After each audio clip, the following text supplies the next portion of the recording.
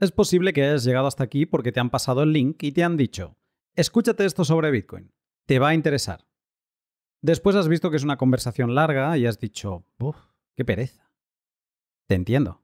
El tiempo es oro, pero el conocimiento o posible despertar que este podcast puede suponer para ti va a ser más importante que el tiempo que le puedas dedicar. Pero igualmente, te lo voy a poner fácil. El pod está estructurado en 3 partes, pasado, presente y futuro.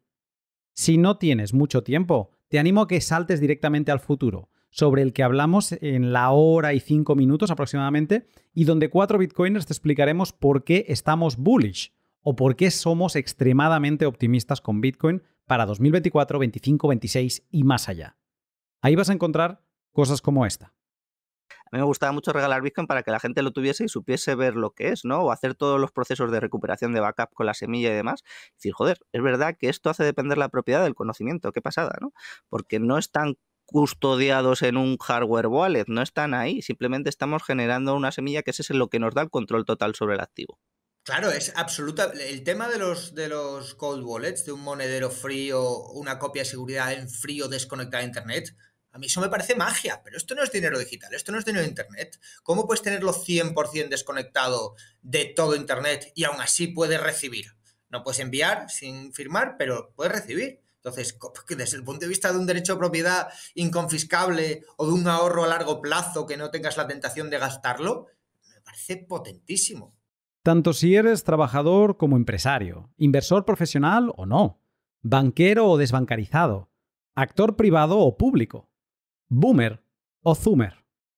Este podcast es para que sepas por qué deberías estarle prestando atención a Bitcoin. Y como eso es suficientemente importante para ti y los tuyos, sin más, te dejo con el pod.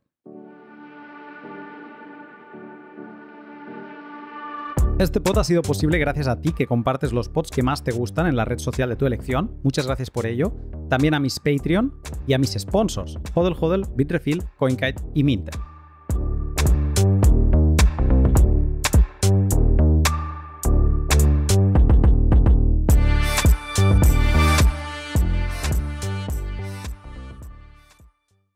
Buenos días, Leo. Buenos días, Luna. Oye, me hace mucha ilusión hacer un podcast con co-host. A mí también. Esto es un honor. Esto de co-host suena potente, ¿no? Es copresentado. y me hace mucha ilusión que sea contigo. Creo que lo vamos a pasar bien. Desde luego. Mucha ilusión. ¿Te parece que presentemos a nuestros invitados? Totalmente. Aquí tenemos hoy a Félix Moreno y Álvaro de María. Félix Moreno, economista y el verdadero OG de Bitcoin. Yo, desde luego, todo lo que sé, lo sé gracias a Félix. Yo soy el aprendiz de Félix. Y te dejo que presentes a Álvaro. Un buen amigo del pod, filósofo hispano de Bitcoin, creo que es la figura que encarna esa definición y también un honor que estéis aquí. Álvaro, buenos días. Muy buenos días, un placer estar de nuevo por aquí. La verdad que ya había ganas porque estamos haciendo 2 años, casi un poquito más de 2 años de aquel pod histórico también. Así que un placer estar de vuelta por aquí. Y Félix, buenos días. Buenos días, gracias por la invitación.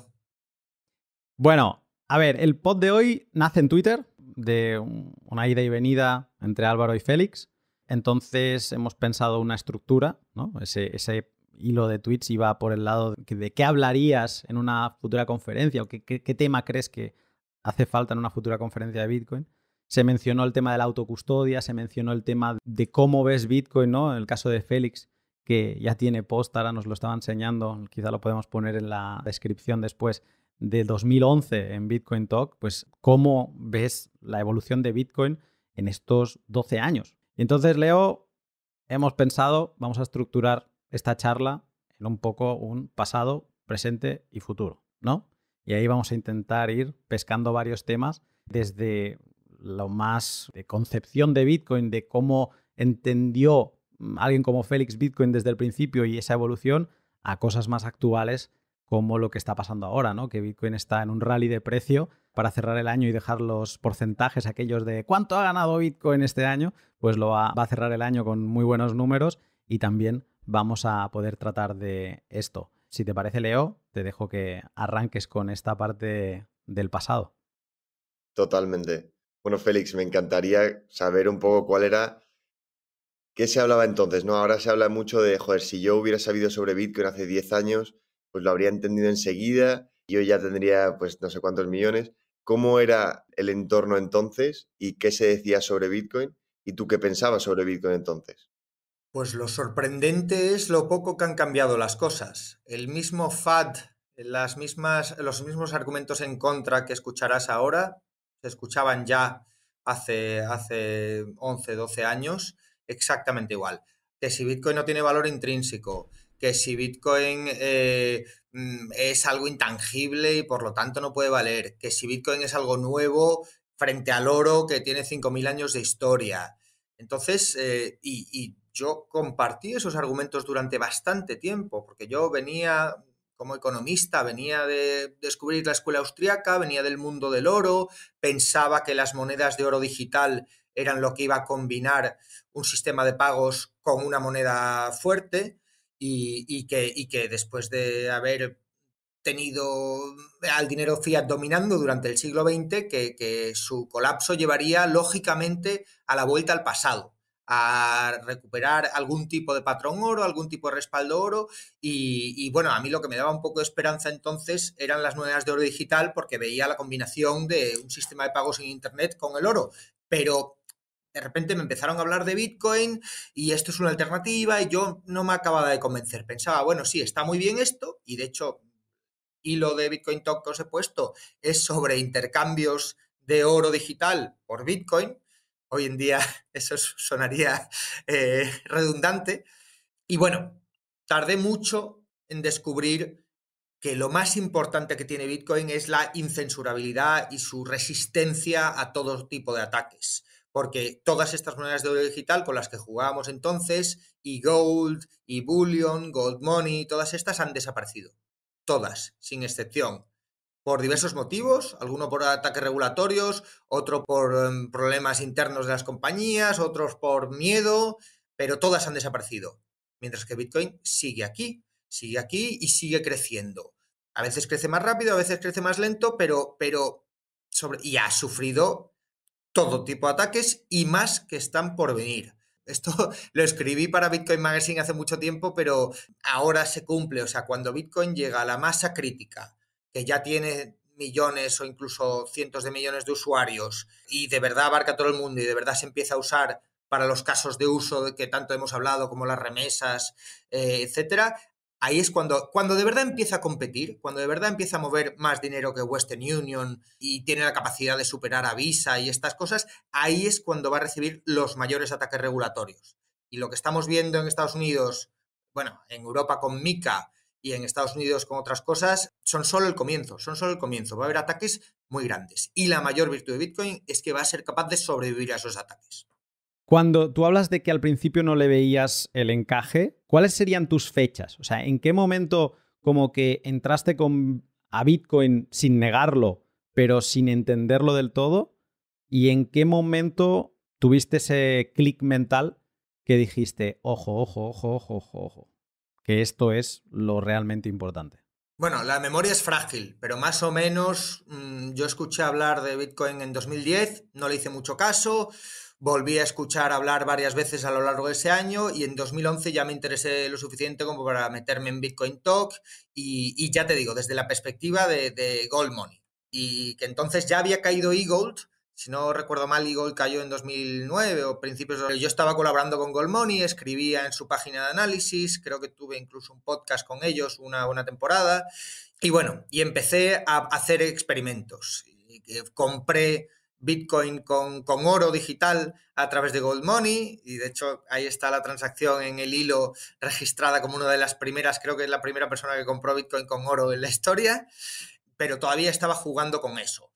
Y al poco tiempo vi que, y además poco después, no sé si en 2012 o en 2013, hay por ahí un vídeo YouTube en el que entrevisto al fundador de Gold Money, a James Turk, y le doy la lata sobre Bitcoin. Especialmente porque ellos ya habían, para entonces, no me acuerdo si era 2012 o 2013, cerrado su medio de pago, su oro digital. Todavía se podía comprar y vender, pero no se podía pagar entre usuarios, salvo en Jersey, por temas regulatorios. Les daba miedo que les pusieran multas o que les declararan transmisores de dinero. Y bueno, los abogados recomendaron que lo cerraran. Y yo ya ahí me estaba convenciendo de que Bitcoin era la única posibilidad, porque Bitcoin ya entonces ya había tenido algunos ataques y amenazas y entonces se había estudiado bastante bien cómo hacer que fuese de verdad descentralizado e incensurable. Y estaba bastante estudiado ya el tema, o sea, muchas de las cosas que se hablan ahora, que se siguen hablando ahora, los gobiernos lo cerrarán, ya estaba muy discutido, muy a fondo en Bitcoin. Y hay charlas, hay discusiones de Hal Finney y de Satoshi Nakamoto sobre, porque ellos se lo esperaban, ellos ya habían vivido cosas parecidas con otros medios de pago anteriores. Por eso en el white paper se habla de BitGold y se habla de B-Money y de todas estas cosas. Entonces, eso es lo que ahora todavía no acaba de entender la gente, que Bitcoin es el final, la culminación de un proceso de aprendizaje muy largo, de casi 20 años. Pero bueno, entonces yo ya alrededor de 2013 ya me convencí de que esta era la mejor vía si queríamos dinero de mercado incensurable y aunque todavía tenía mucha falta de conocimiento y muchos errores de concepto y tal, me puse a estudiarlo a fondo y ahí es donde doy la charla esa con Víctor Escudero en el Juan de Mariana y empiezo a hacer algo de ruido y a escribir para Bitcoin Magazine y tal. Y ya por entonces ya estaba convencido. Pero bueno, tardé años y veo ese proceso repetirse en la gente que a lo mejor le ha despertado la curiosidad en 2017 Bitcoin, la burbuja, y han empezado a estudiárselo un poco, pero han tardado también años en convencerse. Y básicamente el proceso de aprendizaje yo lo veo de esta manera. La gente lo descubre con una burbuja, llámese 2013, 2017, y se confirman, se convencen en la siguiente. Tiene que pasar un bear market, tiene que pasar un año de corrección para que de verdad descubran por qué esto va a seguir. De hecho, yo es que en 2010 vi la volatilidad tremenda del precio, en 2011 también, y en 2013 vendí todos los bitcoins que tenía, me salvé de MTGOX, por cierto, tuve más suerte que otra cosa, aunque ya tenía un cierto nivel de desconfianza en estas cosas después de haber pasado por eGold y por Gold Money.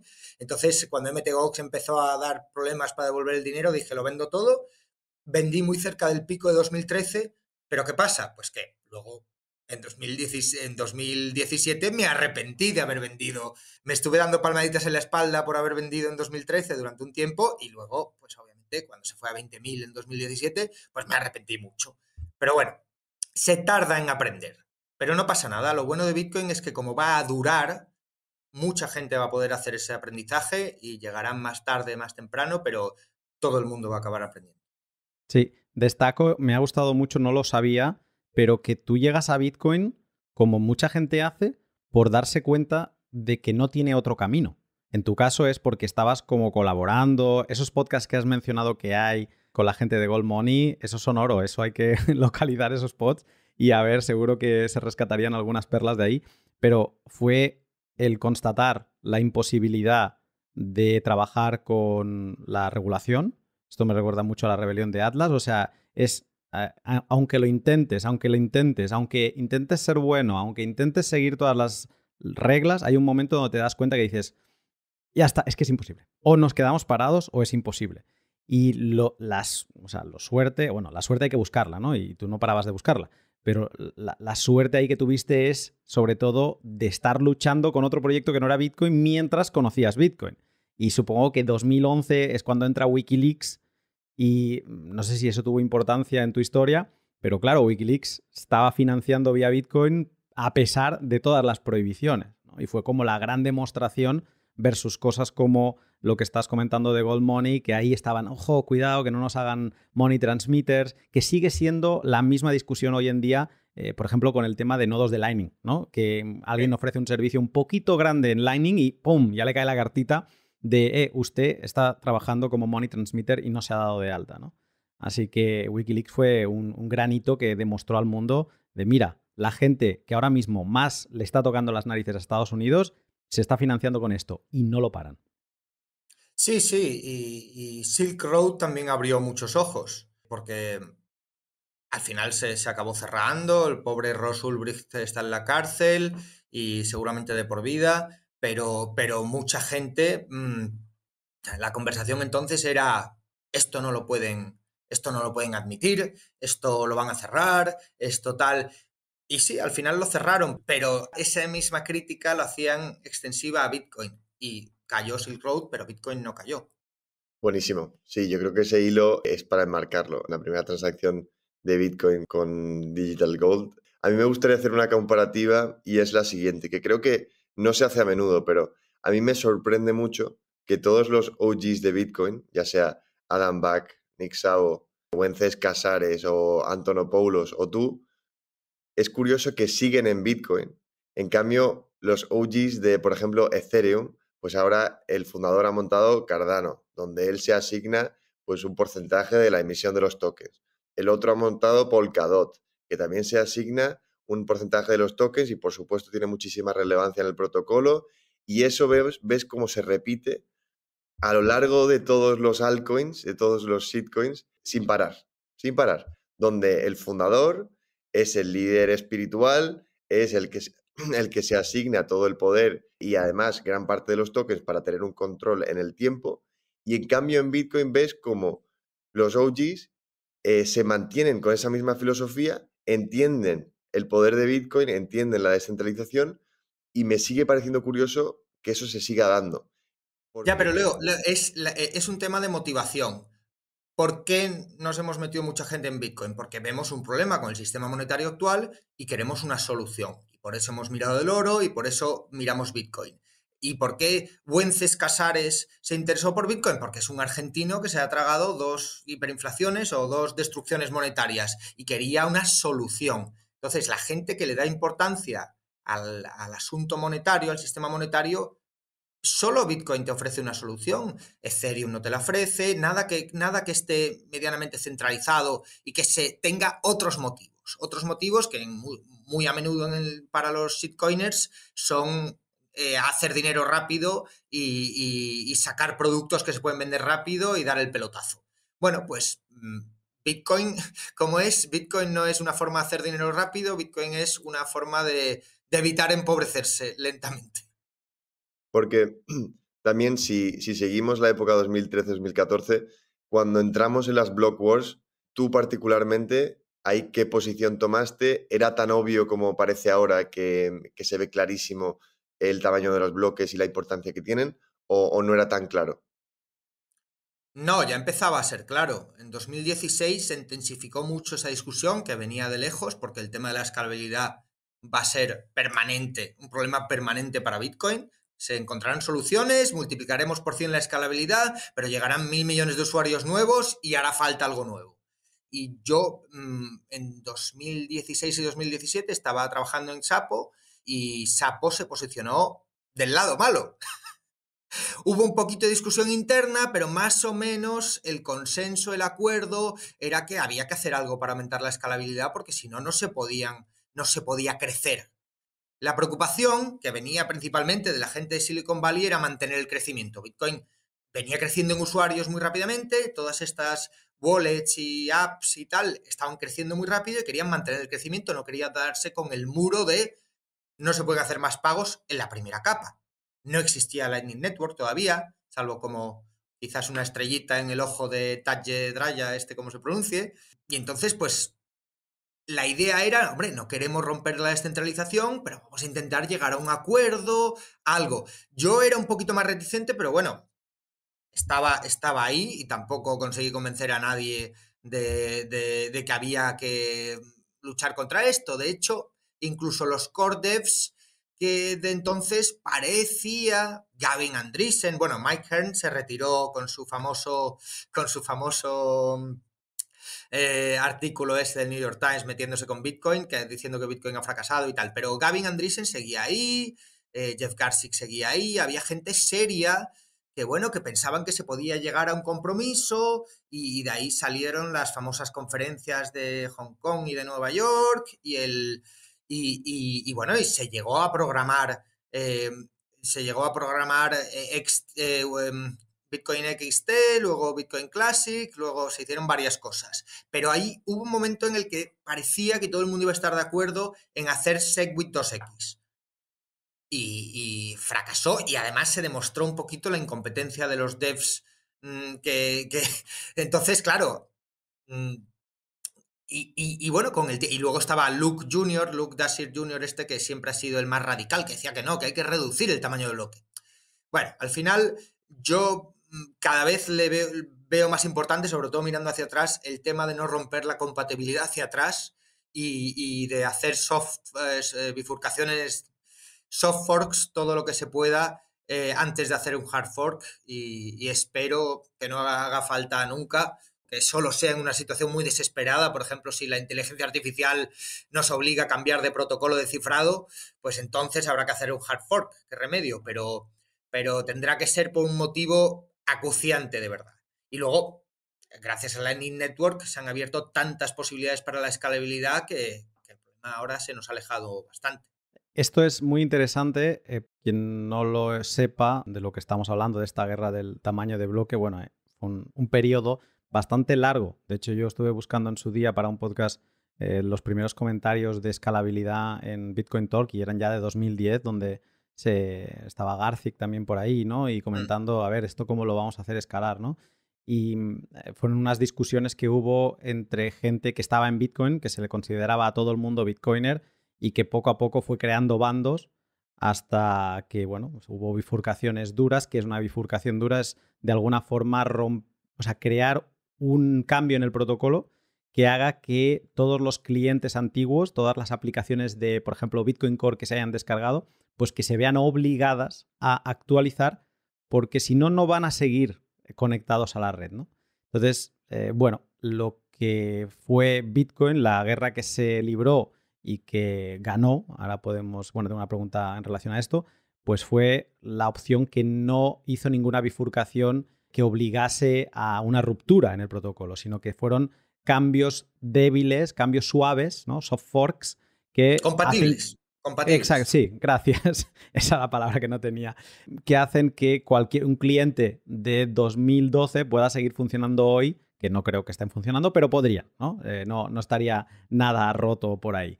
Es curioso, hay un libro a quien le interese, que acaba de salir traducido al español y que tiene un prólogo que también está colgado en Estudio Bitcoin, en versión extendida, de Miguel Vidal, de la editorial Prometea, que explica toda esta historia. Pero a mí, leyendo eso y preparando el pod que hice, me sorprendió mucho cómo desde el inicio de la historia de Bitcoin hasta ese momento, como que no se tenía claro quién tenía el poder en Bitcoin. Y a día de hoy no es un tema que se tenga muy claro, porque la gente es un tema que obvia y pasa por encima de puntillas. Pero la gente dice, los mineros mandan, ¿no? Primero de todo, que no se tenían claro los actores, ¿vale? Y eso, a día de hoy sigo recibiendo mensajes de gente que le preocupa los pocos desarrolladores de Bitcoin que hay, ¿vale? Y eso puede ser un tema a discutir, no hay problema, pero como que le ponen mucho poder a los desarrolladores, ¿no? Eso es como uno de los actores. Sí, luego hay la gente discusión sobre quién tenía las claves del repo eran tremendas. Pero no solo eso. Y a Gavin le quitaron los commits, cuando la lió con el falso Satoshi pero eso fue después. Y ya no solo los desarrolladores, que eso es un tema recurrente a día de hoy, también otro tema recurrente es los agentes mineros, ¿no? El actor minero también se pone siempre como que tiene mucho poder. Luego estaban los agentes económicos, donde estaría Chapo, Coinbase y toda la gente que tenía skin in the game desarrollando cosas. Y por último estaba el actor más ninguneado, que era la comunidad, ¿no? Los usuarios, que era como, ¿qué tenéis a decir vosotros? Aquí somos Coinbase, aquí tenemos millones detrás, ¿no? Movemos la industria, los mineros con Bitmain y toda esta gente igual, que nosotros aquí estamos vendiendo millones y millones de ASICs. Y los desarrolladores, bueno, son los que pican el código, ¿no? Y la comunidad era como la más ninguneada. Y lo bonito de esta historia es que de estos 4 actores ganó la comunidad. Porque yo recomiendo mucho a la gente que revise las decisiones que se iban tomando en estas reuniones de escalabilidad. Sobre todo recuerdo la de Hong Kong, claramente, donde muchos desarrolladores que hoy son, pues, Bitcoin Core, devs y tal y cual, muchos llegaron a aceptar y a firmar el papel del SegWit 2X. O sea, sí. La presión era brutal. Y nadie se veía con poder para ganar a los mineros, ¿no? Y eso es que es una historia que todo el mundo debe conocer en Bitcoin. Pero es que la presión, tú piensas que estos desarrolladores muchos trabajaban para Bitcoin gratis y luego tenían que ganarse la vida. Y las empresas que les podían dar trabajo, todas estaban metiéndoles presión. Todas, sin excepción. Piensa también que, por ejemplo, Roger Ver, que hizo mucho por Bitcoin en sus inicios, aunque luego haya pasado de Bitcoin Jesus a Judas, era inversor importante en blockchain.info de entonces, era inversor importante en BitPay, o sea, que tenía mucha influencia. Y además, la gente tampoco, había mucho ruido, la gente tampoco tenía claro qué era lo mejor, esto no se había hecho nunca antes. Pero, a posteriori, con la experiencia, yo diría que el que se pudiera hacer un soft fork para SegWit y de adopción gradual. Tú piensas que el soft fork de SegWit no obligaba a nadie a adoptarlo y tardó años en ser. Además, se ve perfectamente porque las direcciones de Bitcoin antiguas tienen un formato distinto a las de SegWit. Y se ve perfectamente que el uso de direcciones de SegWit fue aumentando a lo largo de muchos años hasta que son mayoría.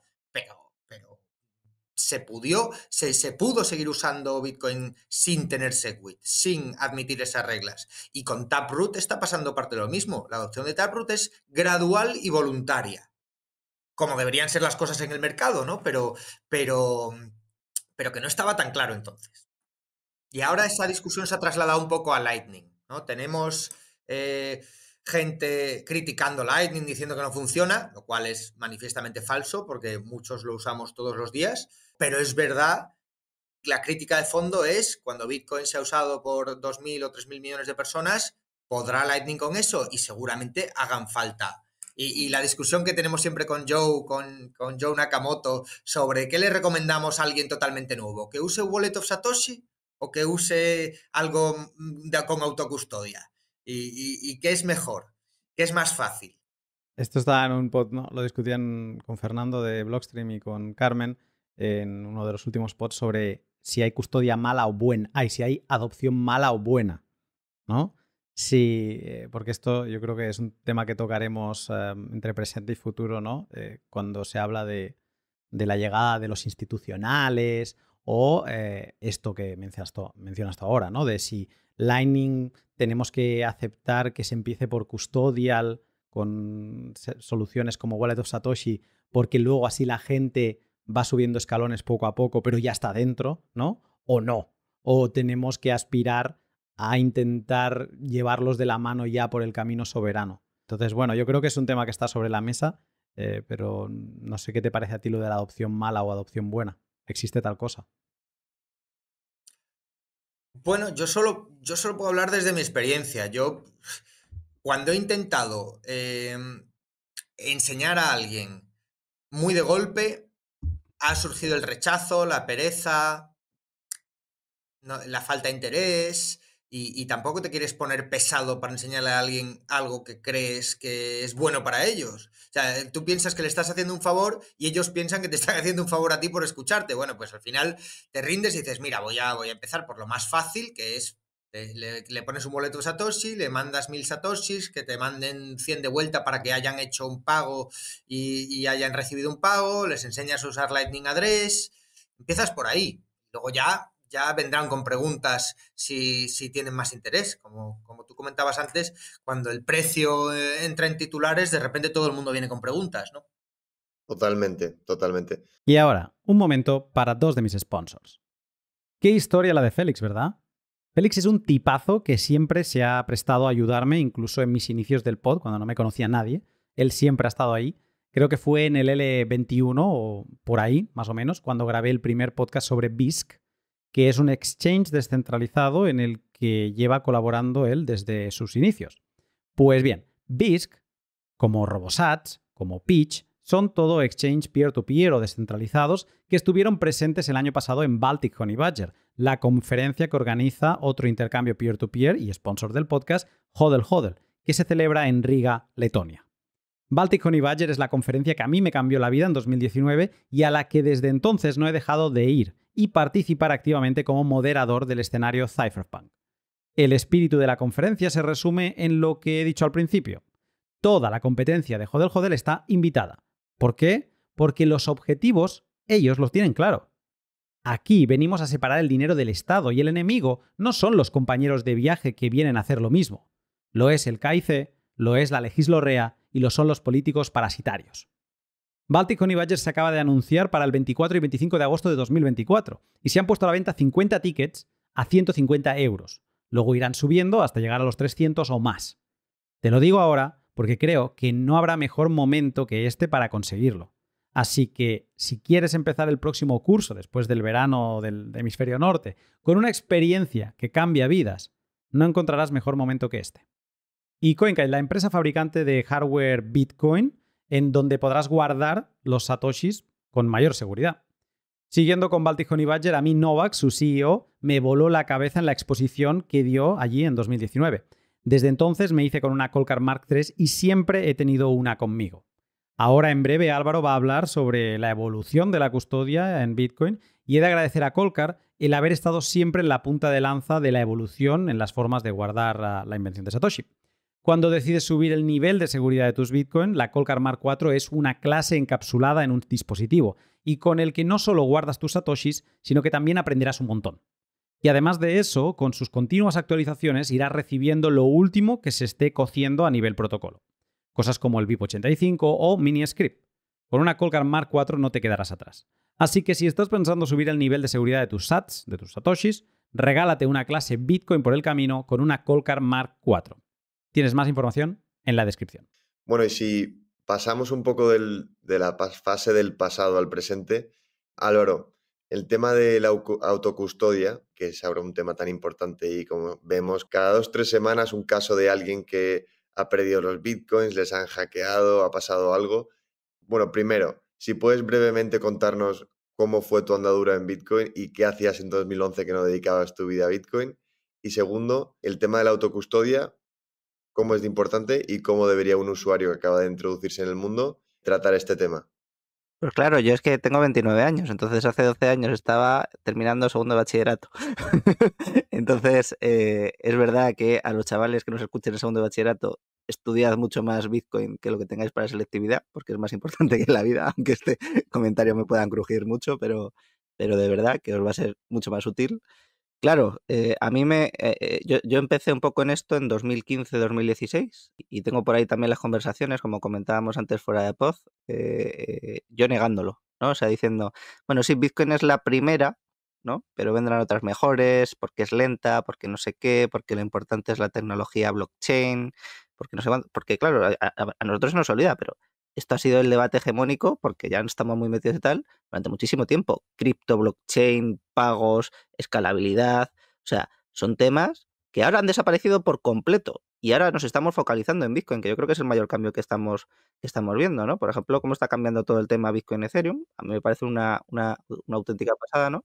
Que lo comentaremos, pero claro, a mí todo eso, la primera vez que me puse a estudiar esto, me echó para atrás completamente, ¿no? De hecho, dejé de estudiarlo para centrarme en estudiar teoría del Estado, que luego ha venido muy bien, ¿no? Pero es verdad que a mí todo eso me frenó muchísimo, ¿no? Y me produjo un primer rechazo de Bitcoin fuerte. Y fue antes de este boom de 2017 y claro, evidentemente, cuando cayó luego, pues es como ves, ya sabía yo. Pero aún así, al poco de caer, dije, bueno, pero esto tiene que tener algo, porque aún así sigue siendo muy importante y sigue siendo muy relevante. Y escuchar a Emérito Quintana, por ejemplo, que yo es una persona que admiraba mucho, hablar de esto, dije, si Emérito le está prestando atención, es que a mí sí me ha pasado algo. Porque este es mucho más listo que yo, entonces tengo que seguir profundizando en esto, por un interés intelectual, si se quiere, ¿no?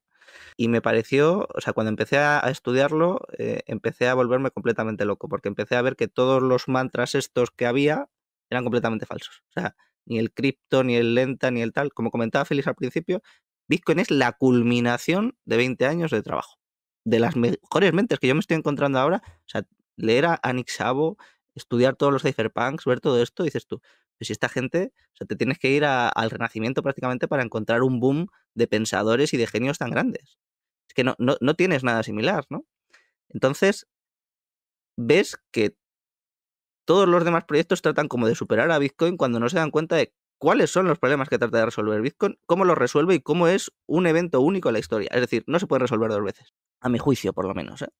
Entonces, claro, cuando empecé a ver eso, pues fue una obsesión de 6-8 horas al día durante 2 años, escuchándome podcast de este señor llamado Lunatic Coin, viendo todos los artículos que pudiese Manuel Polavieja, viendo todas las entrevistas a Adolfo Contreras, viendo todos los artículos que podía encontrar por ahí y nada, y ya pues una caída total, una conexión con otras áreas de conocimiento de filosofía, de política, de derecho y demás, y ver un poco todo esto, ¿no? Y yo creo que una de las narrativas también que ha contaminado mucho ha sido la de Saifedean, ¿no? Es decir, que todo el imaginario colectivo sobre Bitcoin vaya hacia ser solamente una alternativa al dinero fiat. Claro, cuando yo lo veo desde un punto de vista como un sistema global de derechos de propiedad absolutos, yo creo que se amplía mucho más sobre un activo real, ¿no? Que eso yo creo que es lo más importante de todo, porque claro, decía Félix, comentaba al principio cómo el resto de proyectos caían. Claro, es que el resto de proyectos tenían emisores. Es que Bitcoin es un activo real, no es el pasivo de nadie, no tiene emisores. Es que, claro, es el único activo real digital. Y claro, entender cómo funciona todo eso, entender cómo pasa todo eso, lleva una cantidad de horas ingente. Entonces, yo creo que poco a poco el mercado va haciendo los deberes que el resto hemos ido haciendo durante años. Y poco a poco eso es lo que se va reflejando en otra clase de adopción o en otra clase de atracción de otro tipo de usuarios, ¿no? Como podemos ver ahora, pues todo el ruido que hay sobre ETFs y demás. O sobre incluso estados soberanos queriendo entrar en Bitcoin. Entonces, ese proceso yo creo que es el que tiene que hacer todo el mundo. Porque hablábamos ahora de Wallet of Satoshi, de no sé qué. Sí, pero a la gente pues le pasas 1000 satoshis y se queda como si nada. Se va a su casa y dice, bueno, sí, ya me pondré a estudiar esto. Y cuando Bitcoin sube un 15% en una semana, te dicen, oye, Claro, ¿cómo se...? claro, es que mi malvado plan es a gente a la que le he regalado 1000 satoshis cuando valían 10 céntimos, es dentro de unos años decirle, a ver, todavía tienes los 1000 satoshis, ¿cuánto valen ahora? Ahora valen $10, ahora valen $20. ¿Qué hemos aprendido de esto? ¿Sabes? Pero bueno, no sé si se cumplirá ese plan, la mayoría los perderá, supongo. Sí, eso es lo que a mí me pasa. Entonces, yo es verdad que al principio, cuando estaba en esa fase, antes incluso de publicar el libro y demás, a mí me gustaba mucho regalar Bitcoin para que la gente lo tuviese y supiese ver lo que es, ¿no? O hacer todos los procesos de recuperación de backup con la semilla y demás.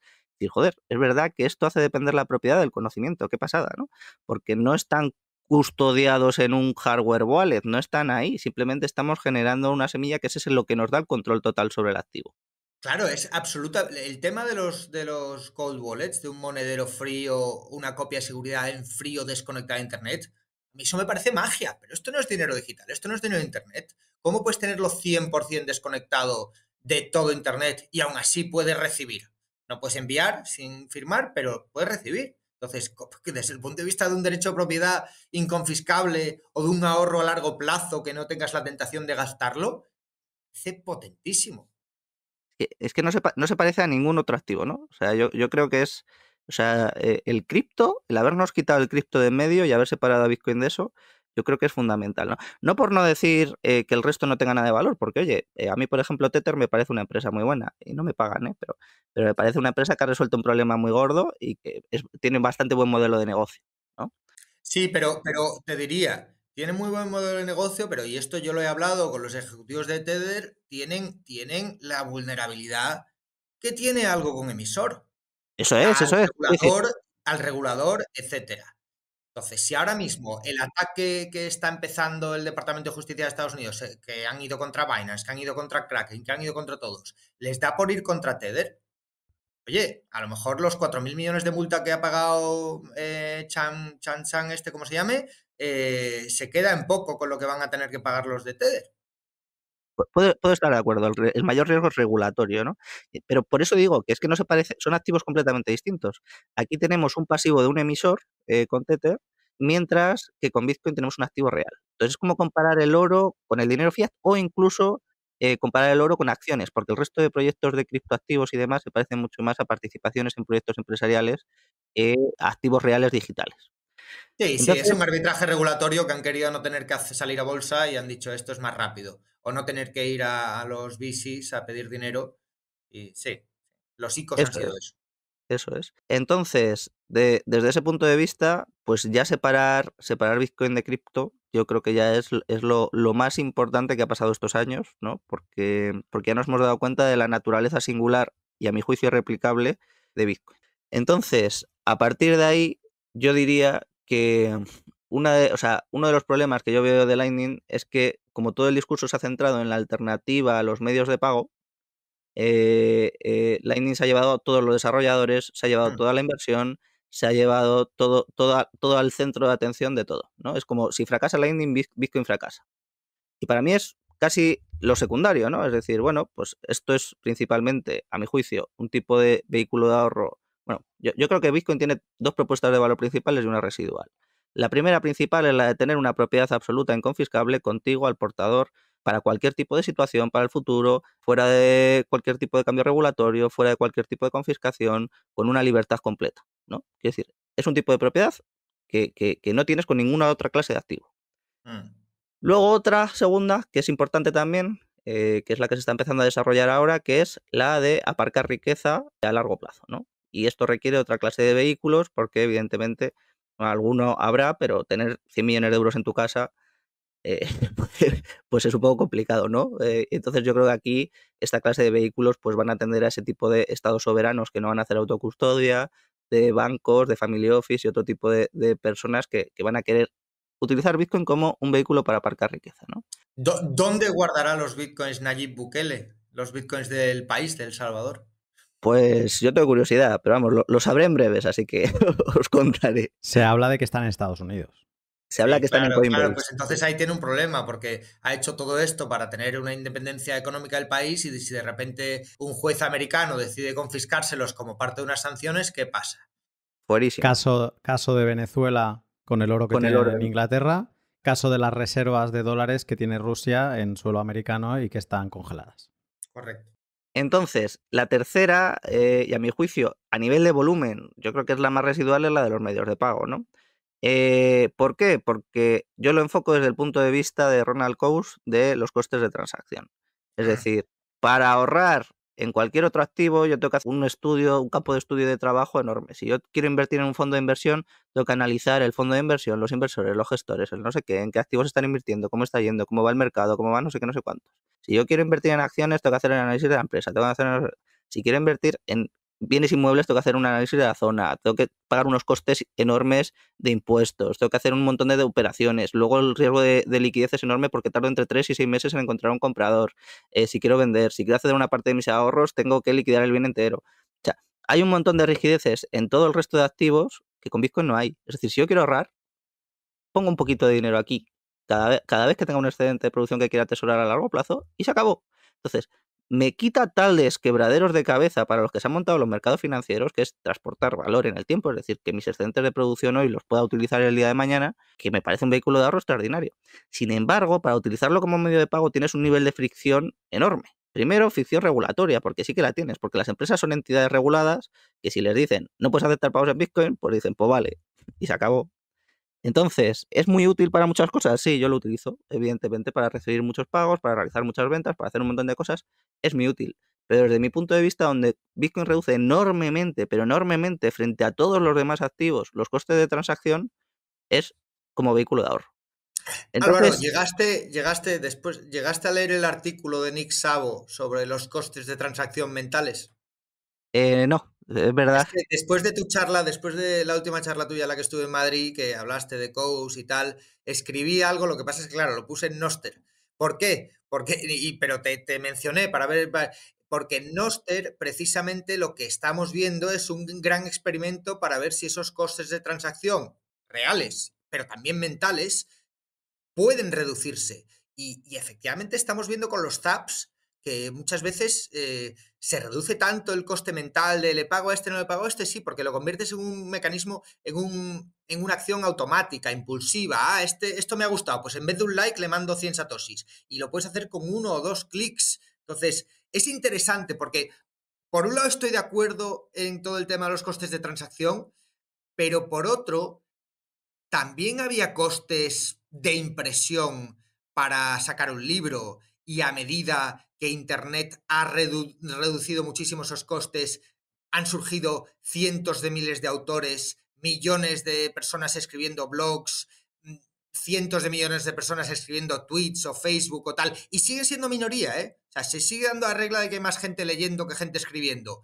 pero y también los temas sobre los que se escribe son más triviales. O digamos, Antes solo se tomaba el esfuerzo de escribir a alguien que pensaba que tenía algo importante que decir, pero ahora cualquier persona sus emociones las transmite en TikTok o en un tweet de forma impulsiva.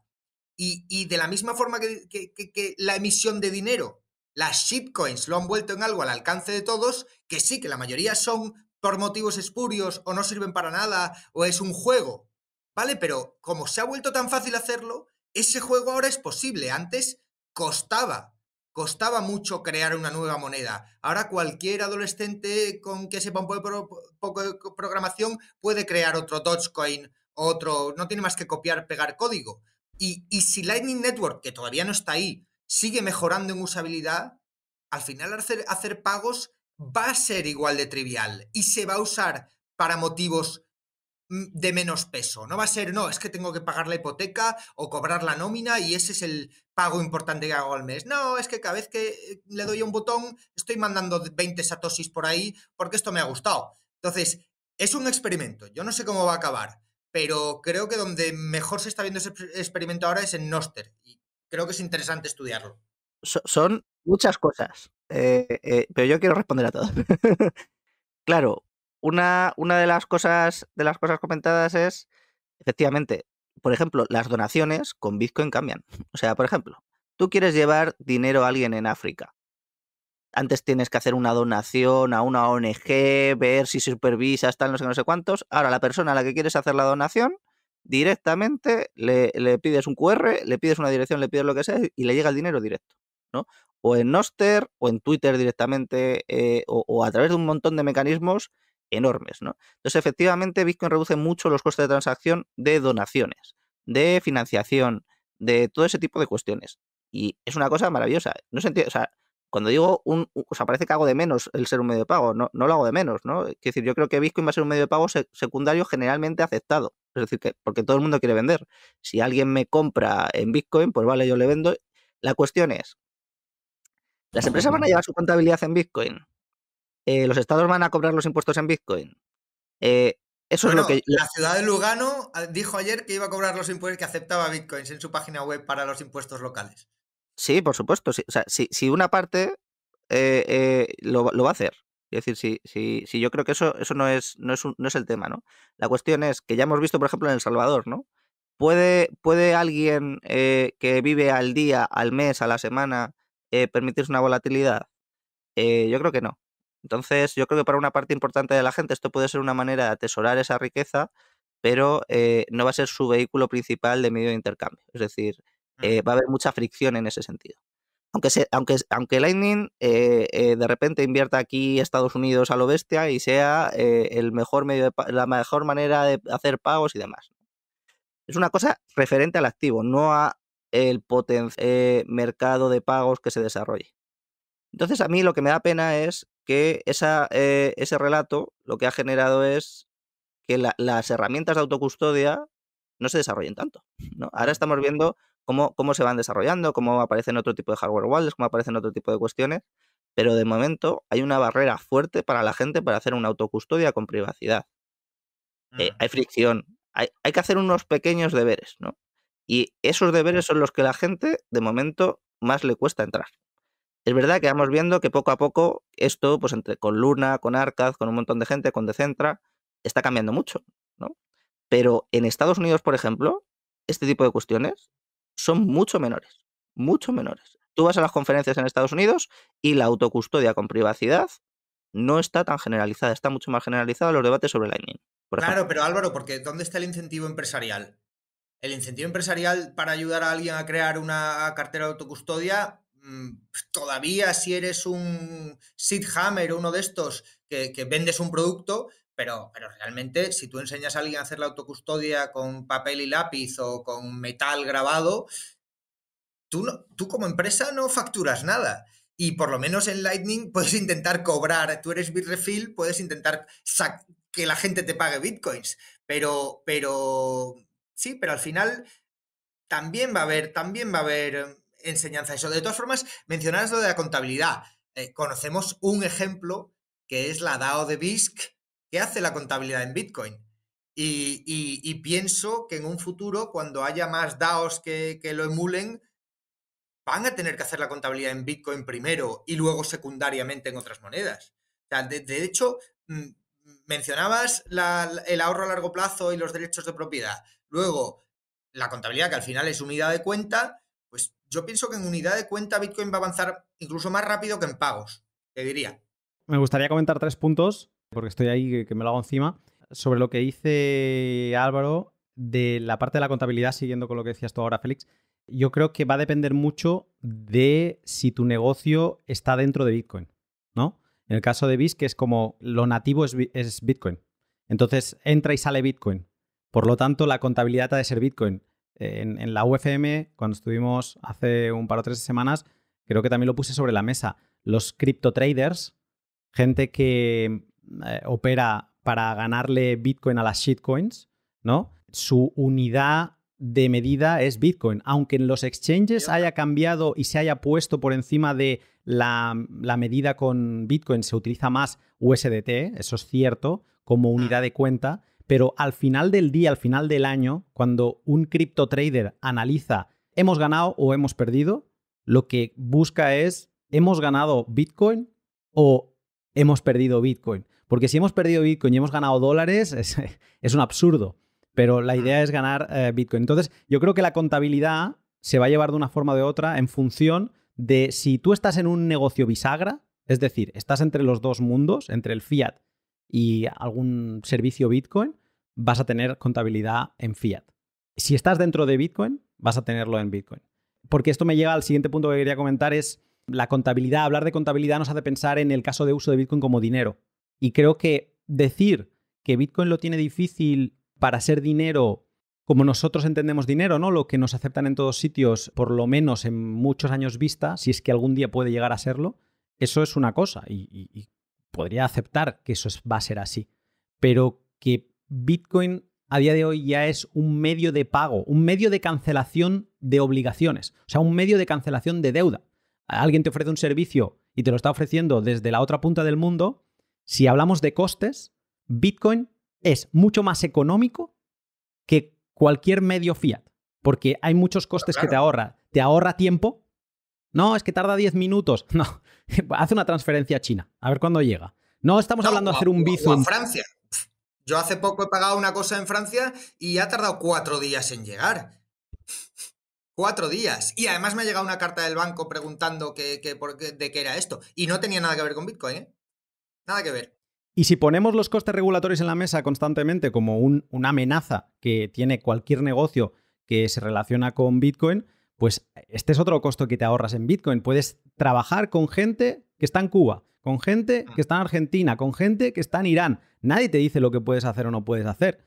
Entonces, aunque en el otro lado esa persona no demande liquidez, no demande atesorar ese Bitcoin en cuanto lo recibe, sí que es un medio de cancelación de deudas que luego esa persona lo vende a la moneda local, a pesos, a lo que sea, o a dólares, y ya se queda tranquila. Pero no, Luna, pero es que sí lo demandan, porque tú le das la opción en igualdad de condiciones. Yo esto lo he vivido. En Sapo teníamos 20 empleadas en las Filipinas que al principio se les pagaba en dólares vía transferencia SWIFT, tardaban 15 días en cobrar y los bancos intermediarios les quitaban 20 o 30 dólares, que para ellos era mucho. Y le dimos la opción a una, como experimento, de cobrar en Bitcoin. Descubrió que había una empresa allí que se lo convertía a pesos filipinos en el día, que se llamaba ay, por Dios, no me acuerdo cómo se llama, pero bueno. Y dijo, pues mi siguiente sueldo lo quiero en Bitcoin, obviamente, porque es que la diferencia entre 15 días y 10 minutos es brutal. Y varios bancos intermediarios y directo es brutal. Y lo puedo convertir en pesos contantes y sonantes en menos de un día. Y al poco tiempo, como hablaban mucho entre ellas, se lo contó a las compañeras de trabajo, es que a los 2 meses todas demandaban el pago en Bitcoin. Aunque entonces, yo me he encontrado claro, la historia opuesta. En igualdad de condiciones. Sí, pero lo tengo grabado. O sea, de gente que en 2021 en El Salvador aceptaba y demandaba cobrar en Bitcoin, que luego se comieron la bajada de 2022 y en 2022 decían, no, yo cada día lo cambio a dólares, ¿no? Sí, eso es normal. Entonces, es normal. El que vive día a día no tiene más remedio, pero es que va a ser tan rápido cambiarlo a la moneda local. Y ahí es donde vemos la comparación entre lo que dice Álvaro, Bitcoin como medio de atesoramiento, como ahorro a largo plazo. Pues sí, como ahorro a largo plazo tiene mucha utilidad, pero requiere aguantar la volatilidad, un aprendizaje. O sea, la volatilidad para la gente que no tiene mucha capacidad de ahorro es muy grave. Pero como medio de pago no, si tú puedes convertirlo a moneda local rápidamente, como ya se puede en muchos países. ¿Cuánto tardas en España en convertir, si recibes un pago en bitcoins, cuánto tardas en convertirlo a euros? Menos de un día lo tienes. Entonces la volatilidad que te tienes que tragar es la del día. Pues muchas veces esa es menor que las comisiones que te cobrarían otros intermediarios por el tipo de cambio. Y yo creo que hay soluciones como la que están empujando los de 10-10-1, que el poder dialogar... O sea, porque aquí hay una lucha, ¿no? Es la lucha de la que vienes hablando desde el principio tú, Félix, y es los reguladores vienen, los estados vienen y lo van a tocar todo porque les estamos quitando uno de sus pilares fundamentales, y esto el libro de Álvaro lo explica maravillosamente, ¿no? Entonces ellos no van a querer y se van a revolver y van a intentar hacer todo. Entonces, como esto es así, todos estos cambios con fiat para intentar no comerse la volatilidad van a ser un problema. Pero lo que no va a ser un problema y ya está sobre la mesa es la opción de crear contratos peer-to-peer entre particulares, ¿no? Con otra persona que esté pensando lo opuesto a ti. Y como está pensando lo opuesto a ti, o sea, que piensa que el mercado va a ir a la baja y tú piensas que va a ir a la alza o viceversa, lo que te permite es, con un contrato entre estas dos particulares, es estabilizar el precio de Bitcoin, ¿no? Es como crear un falso dólar, un dólar sintético en una operación con otro particular. Y entonces recalco esto porque es que aquí el Estado tiene poco a pelar. Y esto, si se estresa, si se da esa opción, la gente no va a tener ni que romperse la cabeza con vender Bitcoin, ni con gastarlos para para no tener miedo a la volatilidad, sino que simplemente los va a poder estabilizar. Ahora se está hablando de estabilizarlo con el dólar. Seguramente alguien lo estabilizará contra el oro en algún momento. Entonces, esta opción de crear toda una economía que no toca, que no es bisagra, que no toca, que no está entre esos dos mundos, sino que se queda dentro del mundo y le permite salvar las fricciones que gente pueda obtener por la parte de la volatilidad, yo es lo que creo que es maravilloso. Y como último punto, para dejaros hablar y callarme un rato, sobre lo que comentaba de la autocustodia Álvaro, de que no había mucha evolución, ostras, yo en esto pienso lo opuesto, creo que ha habido mucha evolución, muchísima, porque es que nos pensamos que Bitcoin es muy mayor, pero es que Bitcoin solo va a tener 15 años en enero. Entonces, todo lo que se ha hecho, las hardware wallets tienen 10 años ahora. Trezor sacó su primera hardware wallet en 2013. Pero eran como unas hardware wallets muy cándidas, muy sin entender toda la problemática que hay en guardar en offline tus Bitcoin, ¿no? Esto ha evolucionado rapidísimamente y ahora cada vez se hacen más cosas. Entonces, yo creo que la fricción que hay con la autocustodia o esa sensación de que quizá la autocustodia no ha evolucionado todo lo que debería, es que en Bitcoin las cosas van despacio, ¿vale? Por regla general. Y sobre todo, si tenemos que añadir cosas nuevas al protocolo, eso va muy despacio. Y es casi como imposible que se cambie el protocolo, está medio osificado ya. Entonces, esas mejoras van a llevar tiempo. Pero, por lo general, yo diría que ha evolucionado muchísimo y que simplemente hay una fricción que es de aprendizaje, que es lo que puede dar la sensación a la gente de que no se ha evolucionado. Pero es que hay un peaje... Pero esa es mucha fricción. El aprendizaje pero hay es un la peaje, mayor fricción. Pero es el peaje. Es decir, hay un superpoder, que es Bitcoin.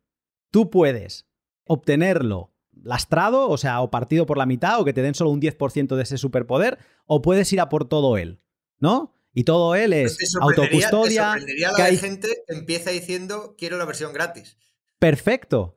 Adelante. Ellos son el Spider-Man al que les ha picado la araña y deciden no aprender a subir paredes. Fantástico, que sigan durmiendo en su cama, que se levanten, que vayan a su trabajo, sin problemas.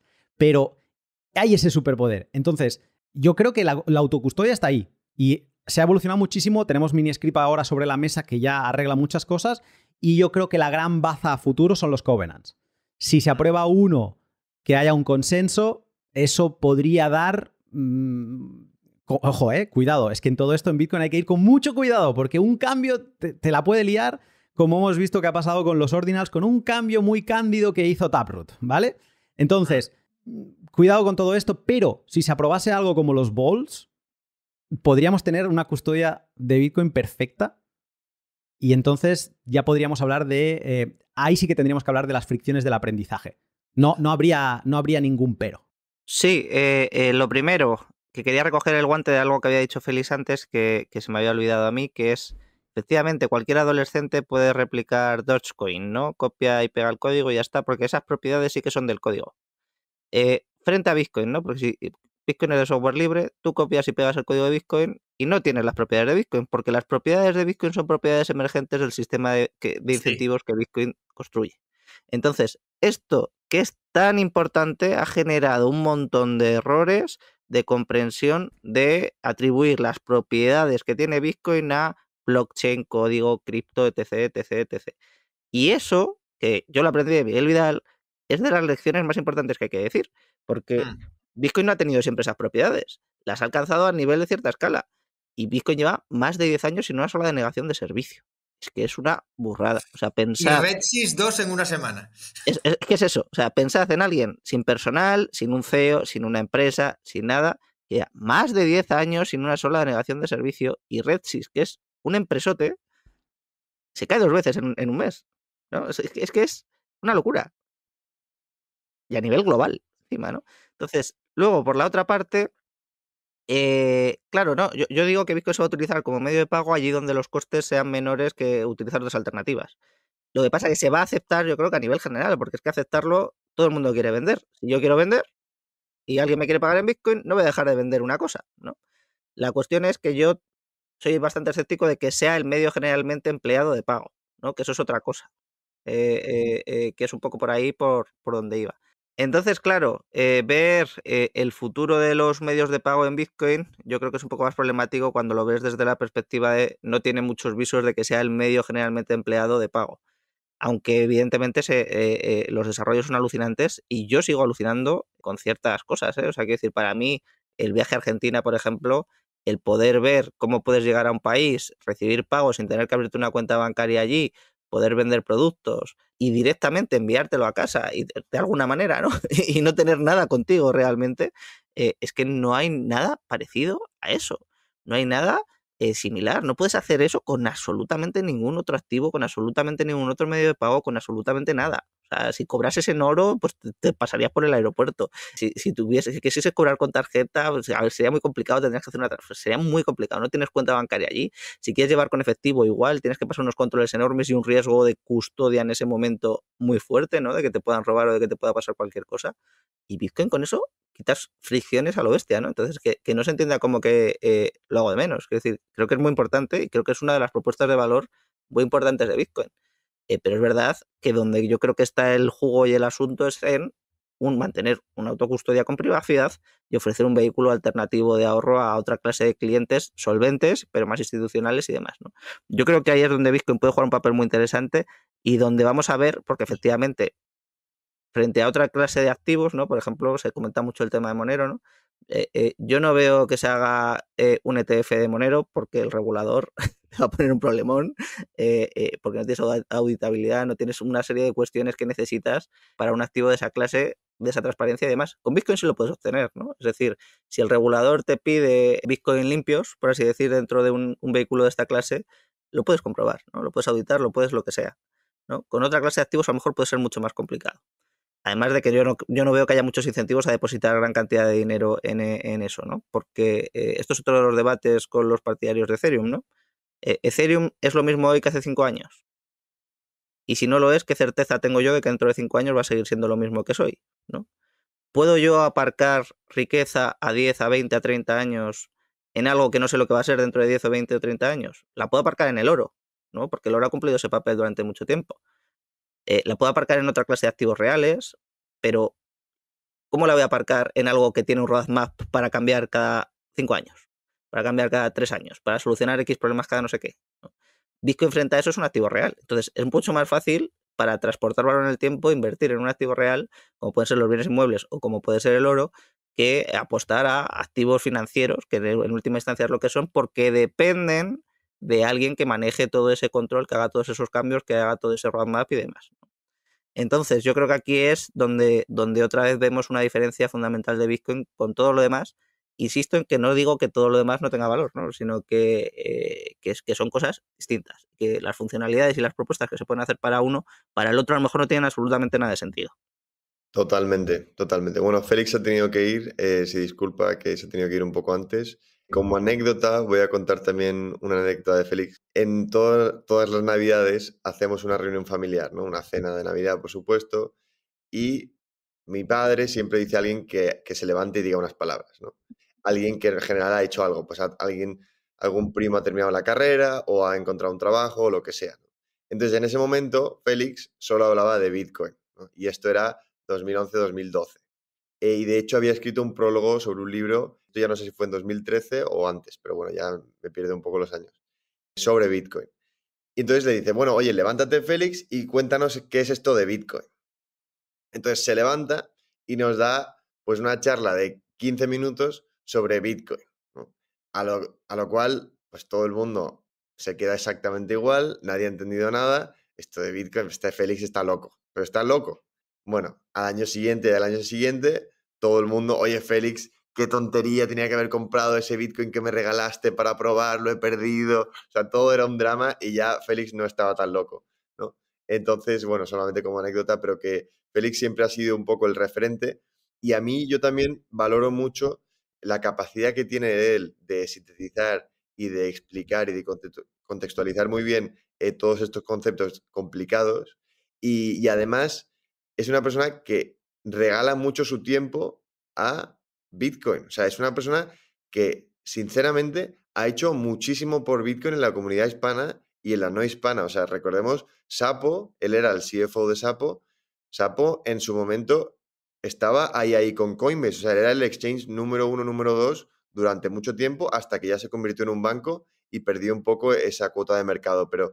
Pero Félix, no solo a nivel divulgativo de su trabajo, de su tiempo, también día a día. O sea, yo estaba en un restaurante con él y él se ha dedicado a regalar Bitcoin para que la gente pague en un café en Gibraltar y que pruebe y que la gente lo utilice y que vea lo sencillo que es. O sea, es un enamorado de Bitcoin y por lo tanto yo creo que merece la pena seguirle y desde luego, o sea, yo disfruto mucho oyéndole. Pero bueno, Yo por romper una lanza por Félix, te corto aquí un segundo, decir que cada podcast que publico, y esto es desde la época de Tipping, 2019, con Lightning, los inicios de Lightning, así masivo, de uso masivo, Félix siempre me enviaba zaps, que no se llamaban zaps por aquel entonces, tips en Lightning. Félix siempre. O sea, no ha parado. Es alucinante que además está a todas. O sea, podría estar tranquilamente haciendo lo que le viniera en gana y viviendo de rentas, entre comillas, de reputación, ¿no? De decir, mira, ¿no? Al final he sido aquí el OG de todo esto y está al pie del cañón y sigue a día de hoy enviando zaps. O sea, es alucinante. A mí me encanta y aparte por la calidad humana que tiene, hay que seguir a Félix, sí o sí. @Flix Flix1 en Twitter y luego también obviamente pondré en la descripción pondremos todos los links para que le siga. Ibas a decir, Leo.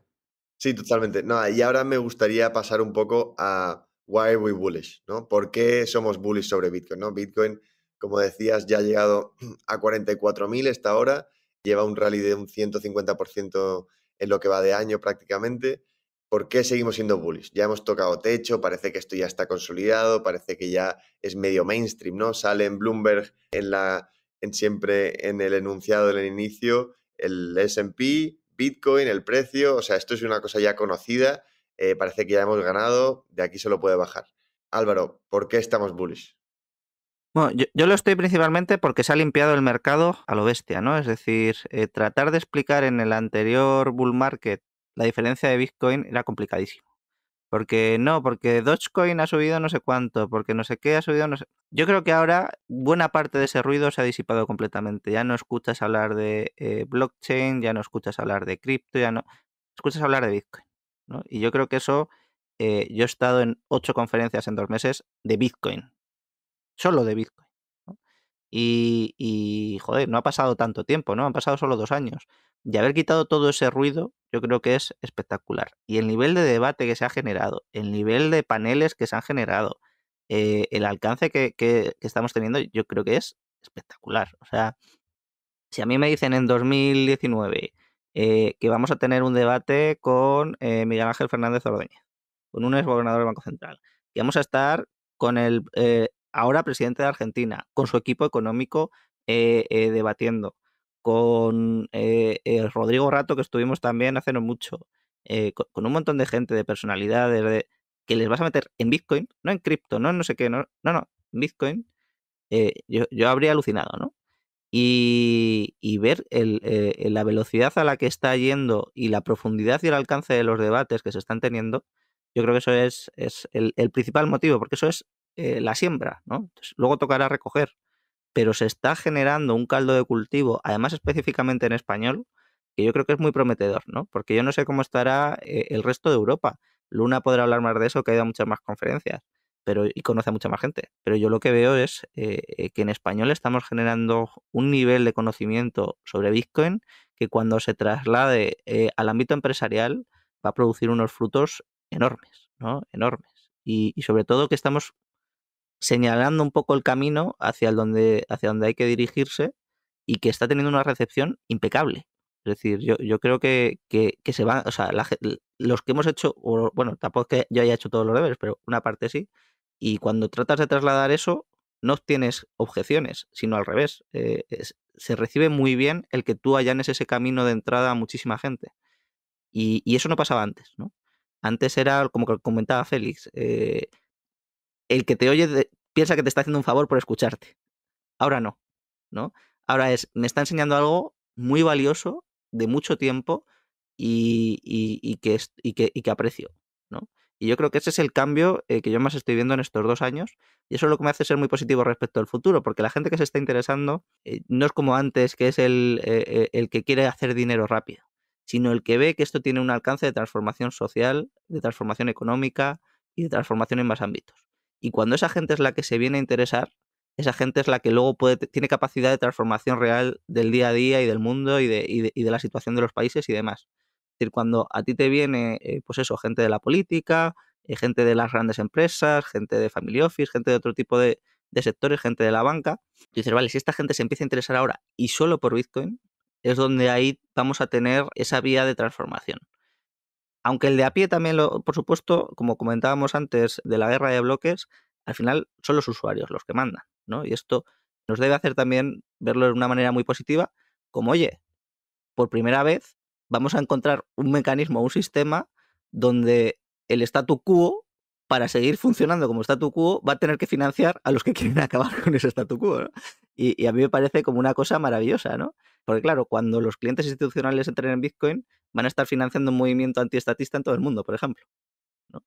A mí eso me parece algo impresionante, ¿no? Porque vas a tener a Qatar o a estados, no sé si Qatar, vamos, quiero decir, porque es lo último que se ha escuchado, a estados financiándote movimientos contrarios a los estados que quieren buscar nuevas formas políticas, que quieren generar un contrapoder contra los estados y lo van a necesitar para su propia supervivencia, ¿no? Ayer vi un post en LinkedIn igual, ¿no? Podía parecer un poco loco que un estado como El Salvador hiciese una apuesta por Bitcoin. Pero bueno, aunque no hubiese ganado nada con Bitcoin, fue la mayor apuesta en escena, marketing, atracción de todas las miradas, un montón de esas cosas, ¿no? Y además le sale rentable económicamente. Entonces, el resto de estados están viendo una señal de, oye, yo me estoy perdiendo aquí algo. Hay algo que aquí se me está escapando. Y puede ser muy rentable para mí. Entonces, alinea también los incentivos Bitcoin, que veo que para su propia supervivencia, para su propia competencia, va a ser un elemento de juego más, en el que mientras van a estar financiando ellos a los que quieren plantear nuevas alternativas a ellos mismos, ¿no? Y no les queda otra. Y ahora, un momento para mis otros 2 sponsors, Minter y Bitrefill. ¡Oh, Minter! Qué cómodo me ha hecho Minter ir actualizando mi blog desde que tengo la aplicación instalada. Y es que Minter es una app de texto que tienes en tu ordenador, pero con conectividad red. ¿Conectividad para qué? Pues para seguir a otros creadores de artículos, para descentralizar la información. Minter es como la red de Bitcoin, peer-to-peer, pero para artículos. Y también sirve esa conexión para poder conectarte a un servidor web propio en el que poder ir publicando artículos como si fuera un blog. Este último punto no es ni necesario en Minter porque tú puedes crear blogs de temas distintos, lo que en Minter se llama grupos, y que tus seguidores accedan a ellos desde la aplicación propiamente. Pero tener la posibilidad de que la gente acceda desde la app y desde la web, que eso todo el mundo lo puede hacer desde su móvil u ordenador, es súper potente. Con lo que vives en dos mundos, en el descentralizado e incensurable, pero no tan conocido, de la app, y el centralizado y censurable, pero conocidísimo, de la web. Cuando entras a lunaticoin.blog, todo lo que ves es Minter. Y por eso puedes enviarme algo de Bitcoin si te ha aportado valor la publicación, porque ahí el Lightning está ya integrado en su ADN. Y tú también puedes tenerlo así en tu blog. Así que, ¿a qué esperas para echarle un vistazo a Minter? Sigue el link de la descripción, instálalo y empieza a crear ya. Y otro capítulo en el que Bitrefill sale a pasear en palabras de un invitado, y es que estar en Bitcoin y no conocer Bitrefill es difícil. Porque Bitrefill nos hace la vida muy fácil a todos los bitcoiners. Esta semana he constatado que se me ha roto un disco duro de uno de mis nodos. Mala leche. ¿Qué he hecho? Pues bueno, me he ido a Amazon, he encontrado lo que quería, un Samsung de 2 terabytes NVMe, y he mirado qué costaba. 150 euros. Perfecto. Me he ido a Bitrefill, he buscado una tarjeta regalo de Amazon, he escogido la cantidad, 150 euros, y me ha enseñado cuánto Bitcoin tenía que pagar. He hecho el pago utilizando Lightning y en un instante me ha aparecido en pantalla el código regalo. Lo he pegado en Amazon en el momento de indicar el método de pago y voilà. Producto pagado y en camino. Esto es Bitrefill, pero con muchísimos productos como Frávega, Dia, Carrefour o Zara. Y también tarjetas móviles eSIM. Así que si tú también quieres vender Bitcoin sin preguntas de más, tienes que conocer Bitrefill y su enorme catálogo. Tienes más en la descripción. Es increíble lo que está por venir, y en esta sección de Why Are We Bullish, que se la debemos a un pod de habla inglesa que hacen una charla, no sé si es mensual, ahora no recuerdo, pero donde todo este bear market han estado haciendo reuniones con varias personas y preguntándose por qué somos optimistas, ¿no? Pero optimistas en potencia, o sea, porque estamos en modo bull, modo toro, pensando que Bitcoin es la leche, ¿no? Y entonces a mí me apetece mucho escucharte a ti, Leo, porque para quien no te siga, por favor que lo haga. Me encanta cómo mides siempre tus palabras y lo claras que tienes las ideas en respecto a todos estos temas trascendentales para Bitcoin. Así que en 2023, a las puertas de 2024, con Bitcoin tocando a nivel de precio, que siempre es importante, y sobre todo es importante porque hace que mucha gente levante el teléfono y te empiece a llamar, oye, ¿cómo se compraba esto de Bitcoin, no? ¿Tú por qué sigues estando bullish? Bueno, muchas gracias, Luna, por las palabras. Yo sigo muy bullish por muchas razones. Primero, porque creo que Bitcoin está muy infravalorado en muchas ramas. Es decir, hay mucha falta de educación. Todavía se sigue confundiendo todos estos conceptos que hemos dicho, ¿no? Ayer publiqué un vídeo contestando a un vídeo de Jordi Wild, donde todos los conceptos que hablan sobre Bitcoin son erróneos, ¿no? Y me sorprende, sobre todo una plataforma mainstream como esa, que no traigan a alguien específico de Bitcoin para tratar esos temas, ¿no? Pero eso sigue pasando y va a seguir pasando.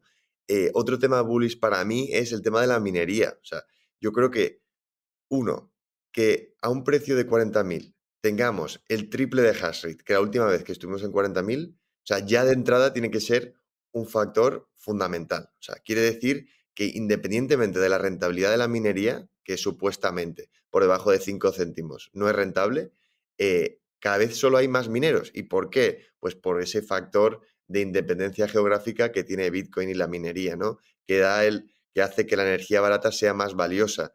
Es que entender eso y todas las consecuencias indirectas que pueda tener es muy difícil, y aun por mucho que estudiemos y tal, no sabemos eso cómo va a condicionar en placas solares que haya en el desierto, en plantas hidroeléctricas, en remotas.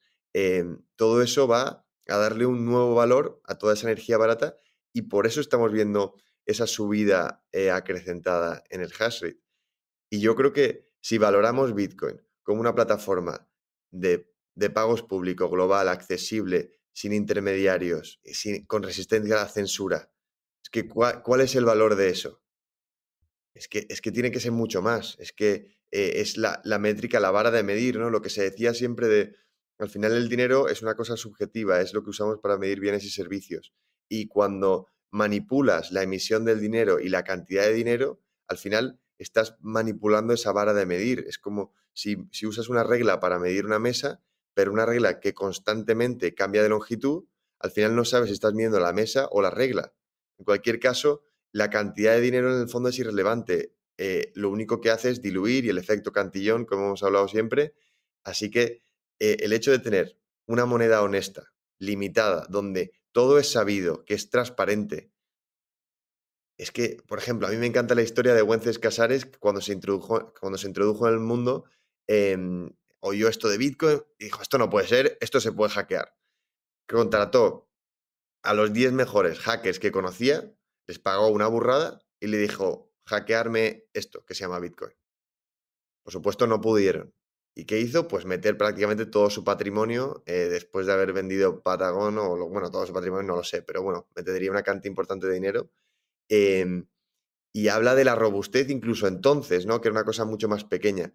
Y yo creo que el alcance de que tiene eso y el poder soberano que da al individuo es increíble. O sea, que yo pueda pagar un editor de un vídeo en México y en Colombia, como estoy haciendo, de forma instantánea, sin tener que pedir permiso a nadie, y que además esa persona en México y en Colombia y en donde sea, resulta que tiene una moneda hiperinflacionaria y que se está dando cuenta que a lo largo de este año todo lo que le han pagado se ha revalorizado por 2, o sea, por más, casi por 3.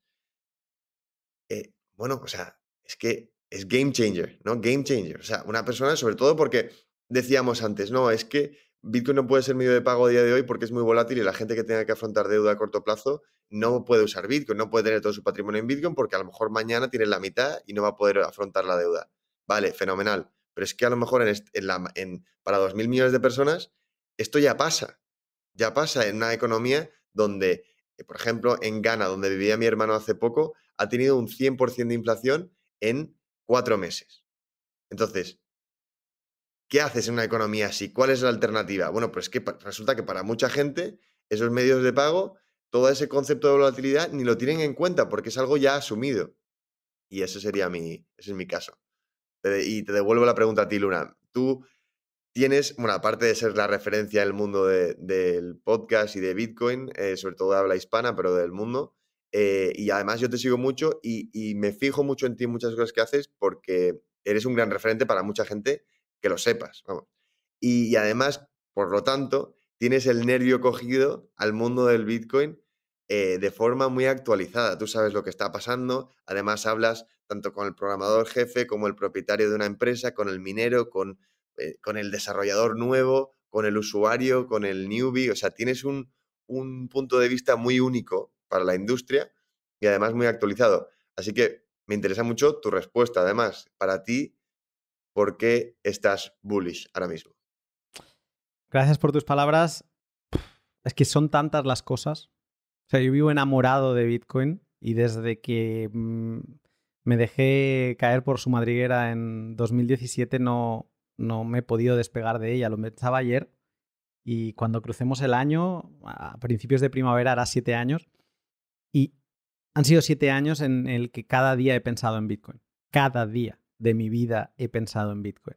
Entonces, claro, yo paso por momentos, ¿no? Y suscribiría lo que habéis dicho ambos. Por lo tanto, o sea, no tengo nada de decir, no, mira, de esto no estoy tan de acuerdo. No. O sea, me sumo a vuestro carro 100%. Y voy a intentar añadir otras cosas que a mí me motivan mucho.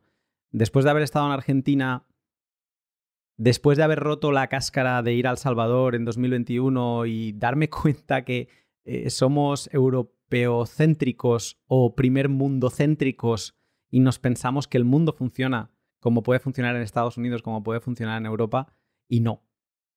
Y no. Por ejemplo, un caso muy breve es comprar Bitcoin sin KIC. Ostras, qué difícil es en España, ¿no? Qué difícil se hace. Vete a Argentina. En casi, yo te diría que en cada 2 cuadras puedes comprar Bitcoin sin KIC sin despeinarte, ¿no? Entonces es como que cada cosa es distinta desde el punto de vista que lo mires, ¿no?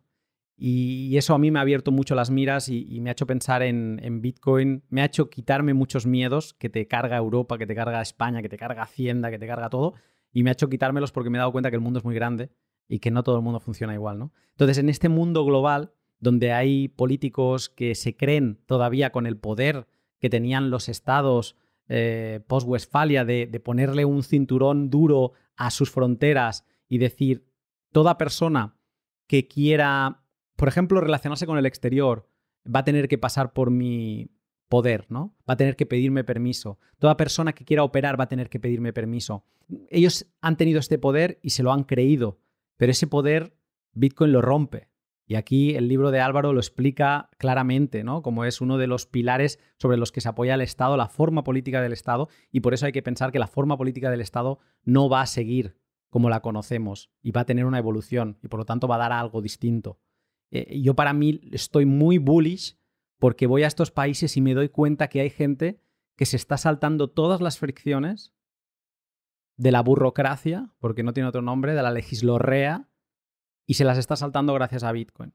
Gente que en Argentina está viviendo como reyes porque el país pretende esclavizar a su población, encerrarlos en una cárcel de estas fronteras, hacer que cada vez $1.000 que cuesta un billete para irse a cualquier sitio sean más caros de conseguir porque el salario medio cada vez baja más y están ahora mismo en unos 200 y por lo tanto los encierran en su país, como ha pasado en Cuba, como pasa en Venezuela, pues ellos se creen que siguen teniendo el mismo playbook, ¿no? El mismo libro de jugadas que vienen teniendo desde hace años y Bitcoin lo ha roto todo completamente. Hay gente que está ahí cobrando a empresas al exterior, hay desarrolladores de la leche, gente que edita temas gráficos de la leche en estos países y entonces pueden estar operando con el exterior, saltándose todo cepo cambiario, saltándose todo bloqueo comercial, como podría ser el caso de Cuba o Irán, ¿no? Entonces, yo estoy muy bullish porque hay poca gente que sabe esto. Porque todavía, aun con todas esas penas que deberían estar todo el mundo subido al barco de, ya no te digo de acumular Bitcoin, es que pueden no querer acumularlo, pero de utilizarlo, de darle esa utilidad de abrirse, de descargarse una billetera en el móvil y que eso ya es la puerta a poder recibir pagos desde el exterior, eso me parece increíble, que no se esté aprovechando, que no se conozca tanto, ¿no? Entonces yo estoy muy bullish porque cada vez va a haber más países que se van a dar cuenta de África, de Oceanía, de todos lados, de Asia, y van a empezar a utilizar Bitcoin al menos como medio de cancelación de deudas, de medio de pago, ¿vale? Y luego lo del dinero ya es como una masa más. Y en el primer mundo estoy muy bullish con algo que decía Álvaro, ¿no? Y que mencionaba, y porque la gente cada vez, o sea, tenemos que agradecerle mucho a los políticos la que están armando. Con el COVID, con el confinamiento, con la inflación, con la mala gestión en general, con las tonterías que al final se aprueban por no romper la opinión pública, que le tienen mucho pánico, pero todo el mundo sabemos que son tonterías en lo que esos ministerios que se abren, todo el mundo somos conscientes que no sirven para nada, pero ahí están, nadie hace manifestaciones porque nadie tiene tiempo que perder en esas cosas. Pues todos los políticos nos lo están poniendo muy fácil y en el primer mundo lo que estamos viendo es que no podemos confiar en que va a llegar otro político y lo va a hacer mejor, ¿vale? O sea, no estamos en la situación de Argentina de que ha caído tanto que dan un golpe sobre la mesa y al menos traen un tío que, bueno, ya veremos si lo hace bien o lo hace mal, pero al menos plantea unas cosas que pueden sonar más interesantes. Y como no estamos en esa tesis, pues la gente empieza a decir, mira, ¿sabes qué? Yo necesito preparar mi plan B.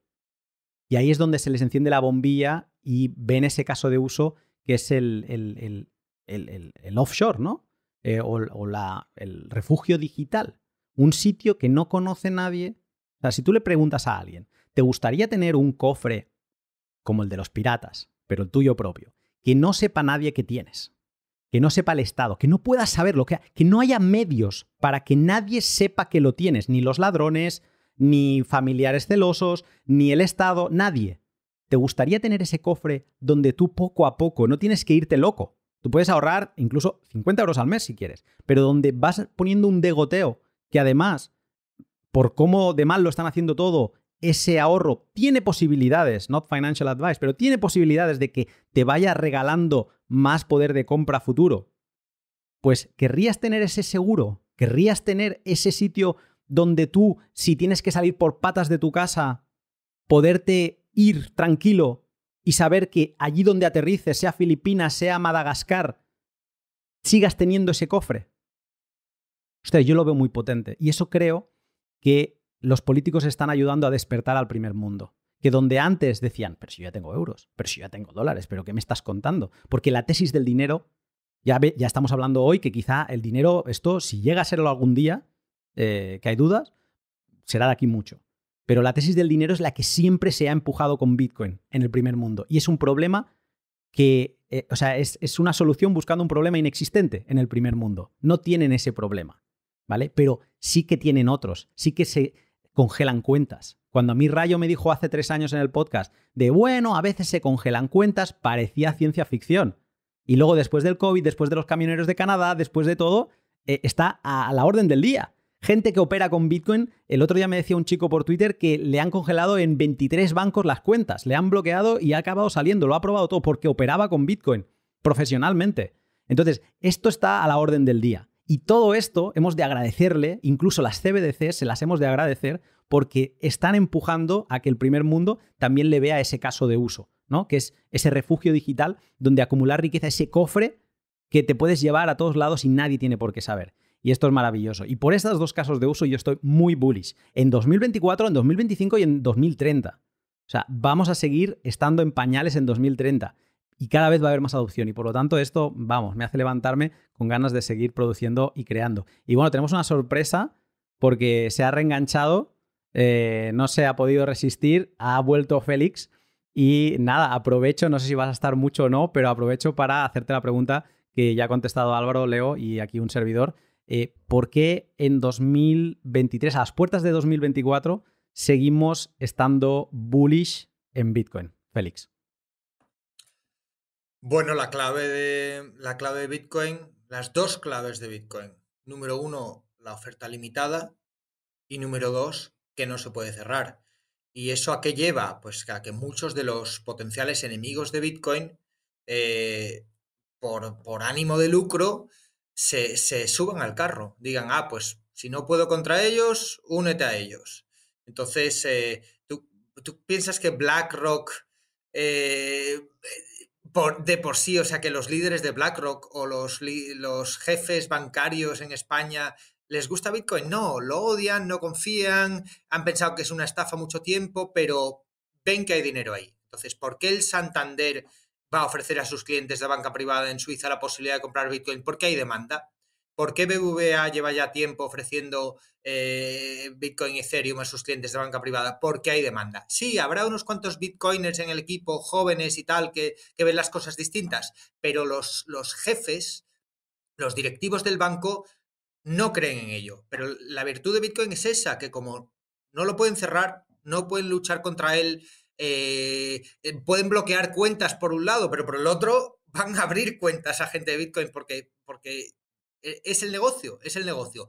Y mencionaba el otro día que los ETFs, una de las cosas muy divertidas que van a hacer es que van a cambiar el discurso de la prensa financiera. Prensa financiera internacional, el Financial Times, The Economist, todos estos odian a Bitcoin. Lo odian, no lo entienden, no les gusta, lo odian. Pero en el momento en el que haya 20 ETFs haciendo publicidad, compitiendo por ver cuál es el mejor y gastando dinero en prensa, se van a subir al carro. Entonces, esa es la virtud de Bitcoin, que no destruye al enemigo, sino que lo convierte. Y con los gobiernos va a pasar un poco lo mismo. El Salvador quizás fue muy temprano, pero en el momento en el que haya un segundo, un tercer gobierno que haga leyes favorables a Bitcoin y que compita por atraer ese capital y por demostrar que es el más moderno, aunque no lo entiendan, aunque solo sea por seguidismo, todos los demás se van a ver obligados por la teoría de juegos a subirse al carro. Y habrá algunos más rápidos y otros más lentos, pero no lo van a poder ignorar. Entonces, ese dinero va a entrar, el dinero fiat es ilimitado, Bitcoin es limitado y esa confluencia de fuerzas a largo plazo, con toda la volatilidad que quieras de por medio, con los ciclos de 4 años si se siguen repitiendo, pero a largo plazo va a llevar a que Bitcoin valga más. Y el number go up, el efecto llamada que trae la subida de precio, va a traer a nuevos usuarios, círculo virtuoso que se refuerza y que hace que si entra más gente sube más, van a entrar más empresas ofreciendo distintos servicios, muchos de los problemas que tenemos de escalabilidad, de mejorar la autocustodia, van a atraer a empresarios que van a intentar resolver ese problema. La usabilidad también. Yo sigo pensando que la usabilidad sigue siendo un gran problema. Y no dudes que, por ejemplo, Meta va a querer meter Bitcoin, pagos en Bitcoin en Facebook y en WhatsApp. Llevan años mirando con envidia a WeChat Pay en China. ¿Y cómo es esto de que con un clic dentro la propia herramienta de chat se puedan hacer pagos? Y no lo han hecho, lo han intentado. Facebook intentó montar Libra. ¿Y en dónde está trabajando el pobre directivo de Facebook que intentó montar Libra y que se chocó contra 20 muros regulatorios? Pues ahora ha montado una startup de Lightning. Y tarde o temprano, cuando cambie un poco la mentalidad, de repente nos vamos a encontrar con que Telegram, Facebook, Instagram, todos estos van a copiar las herramientas que ya hay en Nostr para hacer pagos rápidos en Bitcoin con un solo clic, con buena usabilidad, y eso va a llegar de repente a cientos de millones y a miles de millones de usuarios. Entonces, el potencial es tremendo. ¿Que va a haber muchos obstáculos por el camino? Sí. ¿Que va a haber tremendos ataques regulatorios, sobre todo sobre los exchanges, pero también sobre los wallets, mencionabas antes los nodos de Lightning que mueven volumen? Va a haber ataques regulatorios de 1000 formas, pero al final se van a dar cuenta de que es pegarse un tiro en el pie y de que están compitiendo con otra gente que no hace esos ataques, y va a haber, por teoría de juegos, un incentivo muy importante para no quedarse atrás. Entonces, no puedo estar no puedo estar a largo plazo más bullish. O sea, hace mucho tiempo que pensé que llegué a la conclusión de que Bitcoin iba a triunfar, se iba a comer el mundo, y aunque haya obstáculos por el camino y aunque haya muchos problemas que resolver, veo el futuro muy claro. A Bitcoin a 1 millón, por lo menos. Qué buena sorpresa, Leo, que se nos haya reunido Félix, porque es como el broche perfecto para cerrar este programa de por qué estamos bullish, un poco con una visión al pasado, el presente y, bueno, muchos temas. Creo que se han tocado madrigueras que podríamos picar a la puerta, abrirla y pasarnos un día. De hecho, daría para maratón, un podcast de esos que siempre... Un formato que en la tele se ha hecho muchas veces, ¿no? De pasarse 24 horas hablando de un tema y dejarlo ahí.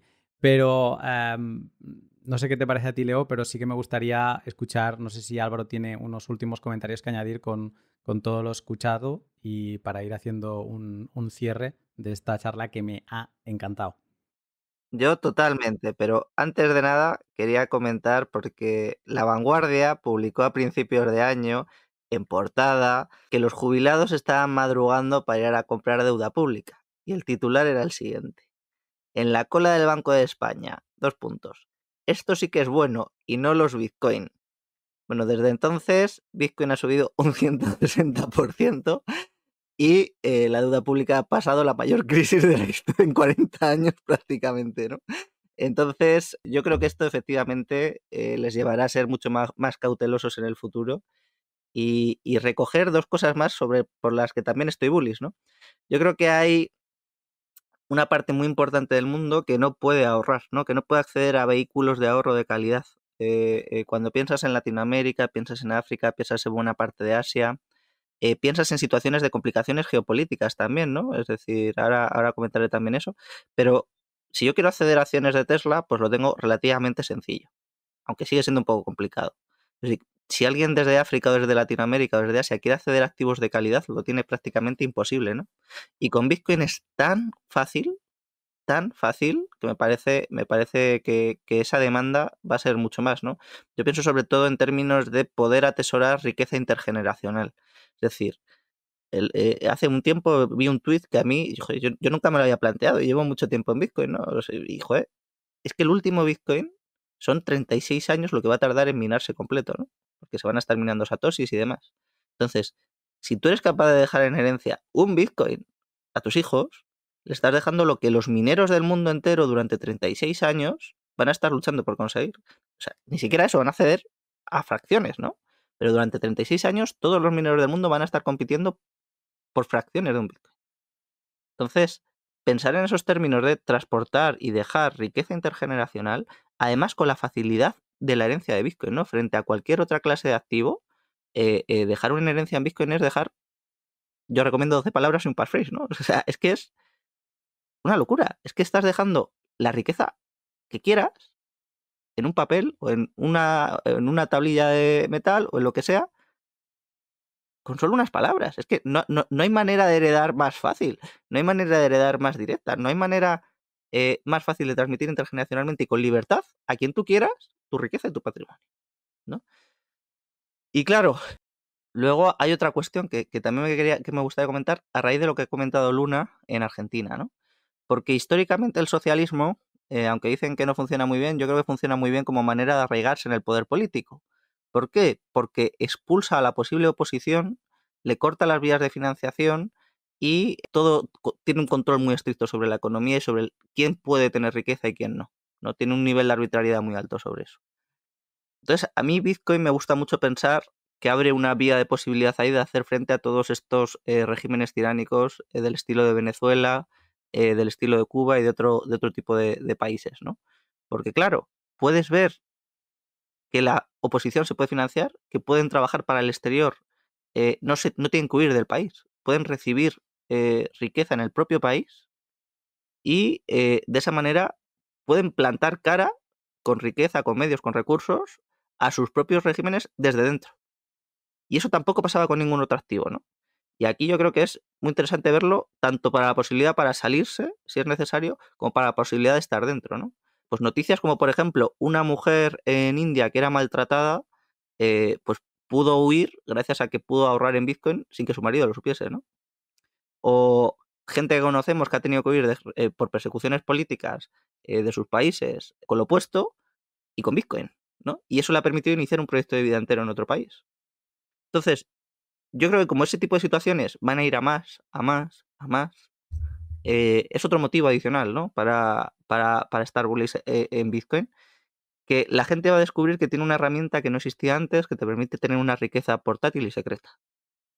Y eso, pues es que antes se utilizaban las joyas, se utilizaba oro, pero es que no te permite ni una cantidad enorme y es muy vulnerable a ataques físicos, a robos, a otro tipo de Y la cuestiones. atomicidad, que esto creo que se pasa muy por alto con Bitcoin, pero Bitcoin es divisible hasta casi el átomo, ¿no?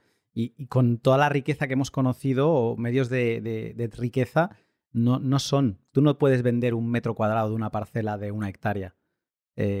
Tú no puedes partirle una esquinita, una pepita para venderle eso. Puedes intentar, pero no es fácil, ¿no? Entonces Eso es. es alucinante, ¿no? Esto es que Para todo el mundo. Las propiedades de Bitcoin las tiene un Satoshi. Entonces, desde un Satoshi puedes atesorar riqueza. Yo creo que no hay o transportarla o enviársela a quien tú quieras sin que nadie te lo pueda impedir. Es que joder, macho, es que es impresionante. Entonces, nunca habíamos tenido nada parecido. Entonces, mirar a futuro es asomarse a un cambio de dimensiones tan históricas que a mí me gusta mirar también mucho más atrás, ¿no? En pensar cómo habría cambiado el siglo XX si hubiese habido Bitcoin, ¿no? Cómo las guerras mundiales, cómo la gente podría haber huido con su patrimonio, cómo si hubiesen hecho un sistema bueno de custodia compartida, con que un miembro de la familia hubiese sobrevivido, podría haber recuperado todos sus fondos en el país al que fuese de destino e iniciar su nueva vida. Uf, ¿cómo cambian los incentivos? Porque claro, si es secreto, tú no puedes torturar a todo el mundo. Eso tiene además unos costes enormes, ¿no? Entonces, como por ejemplo, los judíos, ¿qué haces con los judíos en Auschwitz si hubiesen tenido parte de su patrimonio en Bitcoin? Claro, o todo el régimen nazi, ¿no? Pues habría sido mucho más fácil tanto que hubiesen huido como que no se hubiese hecho ese tipo de persecuciones, ¿no? ¿Qué hubiera pasado con Suiza? Si de golpe no hubiera tenido el oro de muchos judíos, ¿no? O sea, si ese oro no lo tiene nadie, lo tienen ellos, ¿no? Y es inaccesible. El día de mañana, si no están, pues ya no accede nadie a ese oro, ¿no? No queda Bueno, desierto. pero los suizos, como son muy prácticos, habrían hecho todo lo posible por atraer los bitcoins de medio mundo Son inteligentes. y habrían tenido que ofrecer más aún, más seguridad, habrían tenido que vender pasaportes a lo mejor, se habría salvado mucha gente. Suena familiar a algo que pueda estar pasando a día de hoy sin estar en un caso de una Segunda Guerra Mundial. Mencionabas, Luna, la rebelión del Atlas antes. yo cuando me la leí pensé, ¡buah!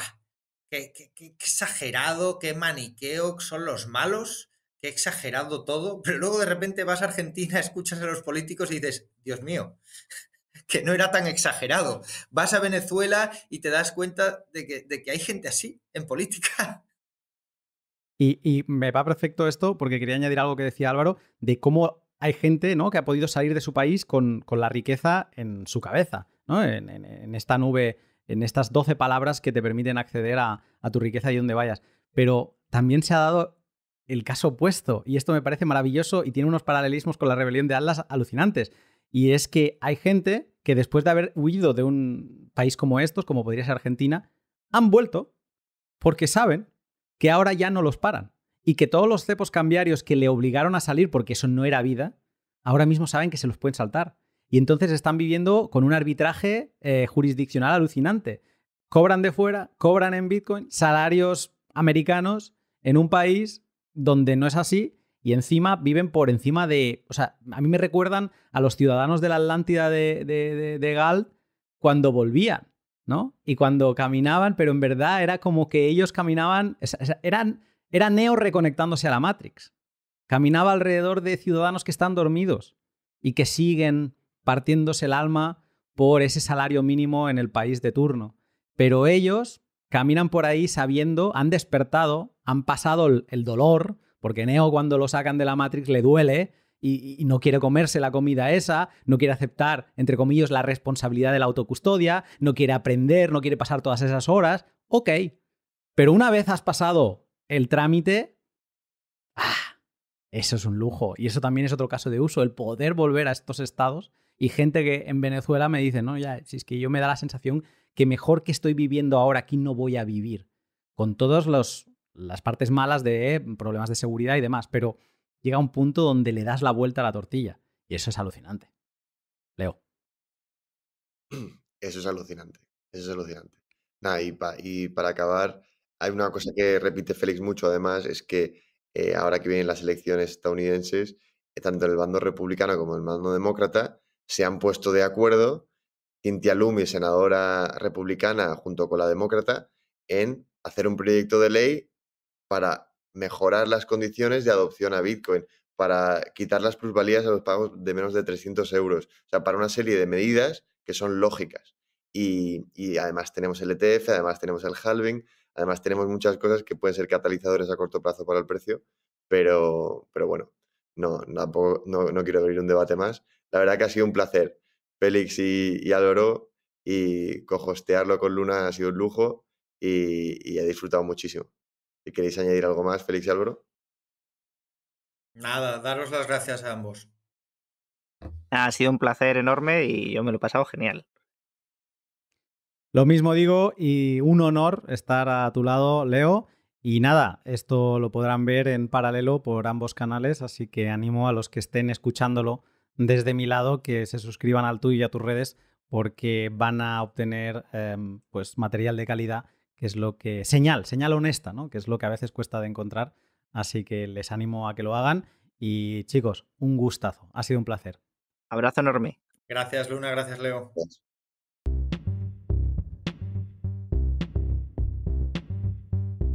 Si este podcast ha despertado tu interés en Bitcoin, pero todavía no te has dejado caer por su madriguera, te hago una recomendación.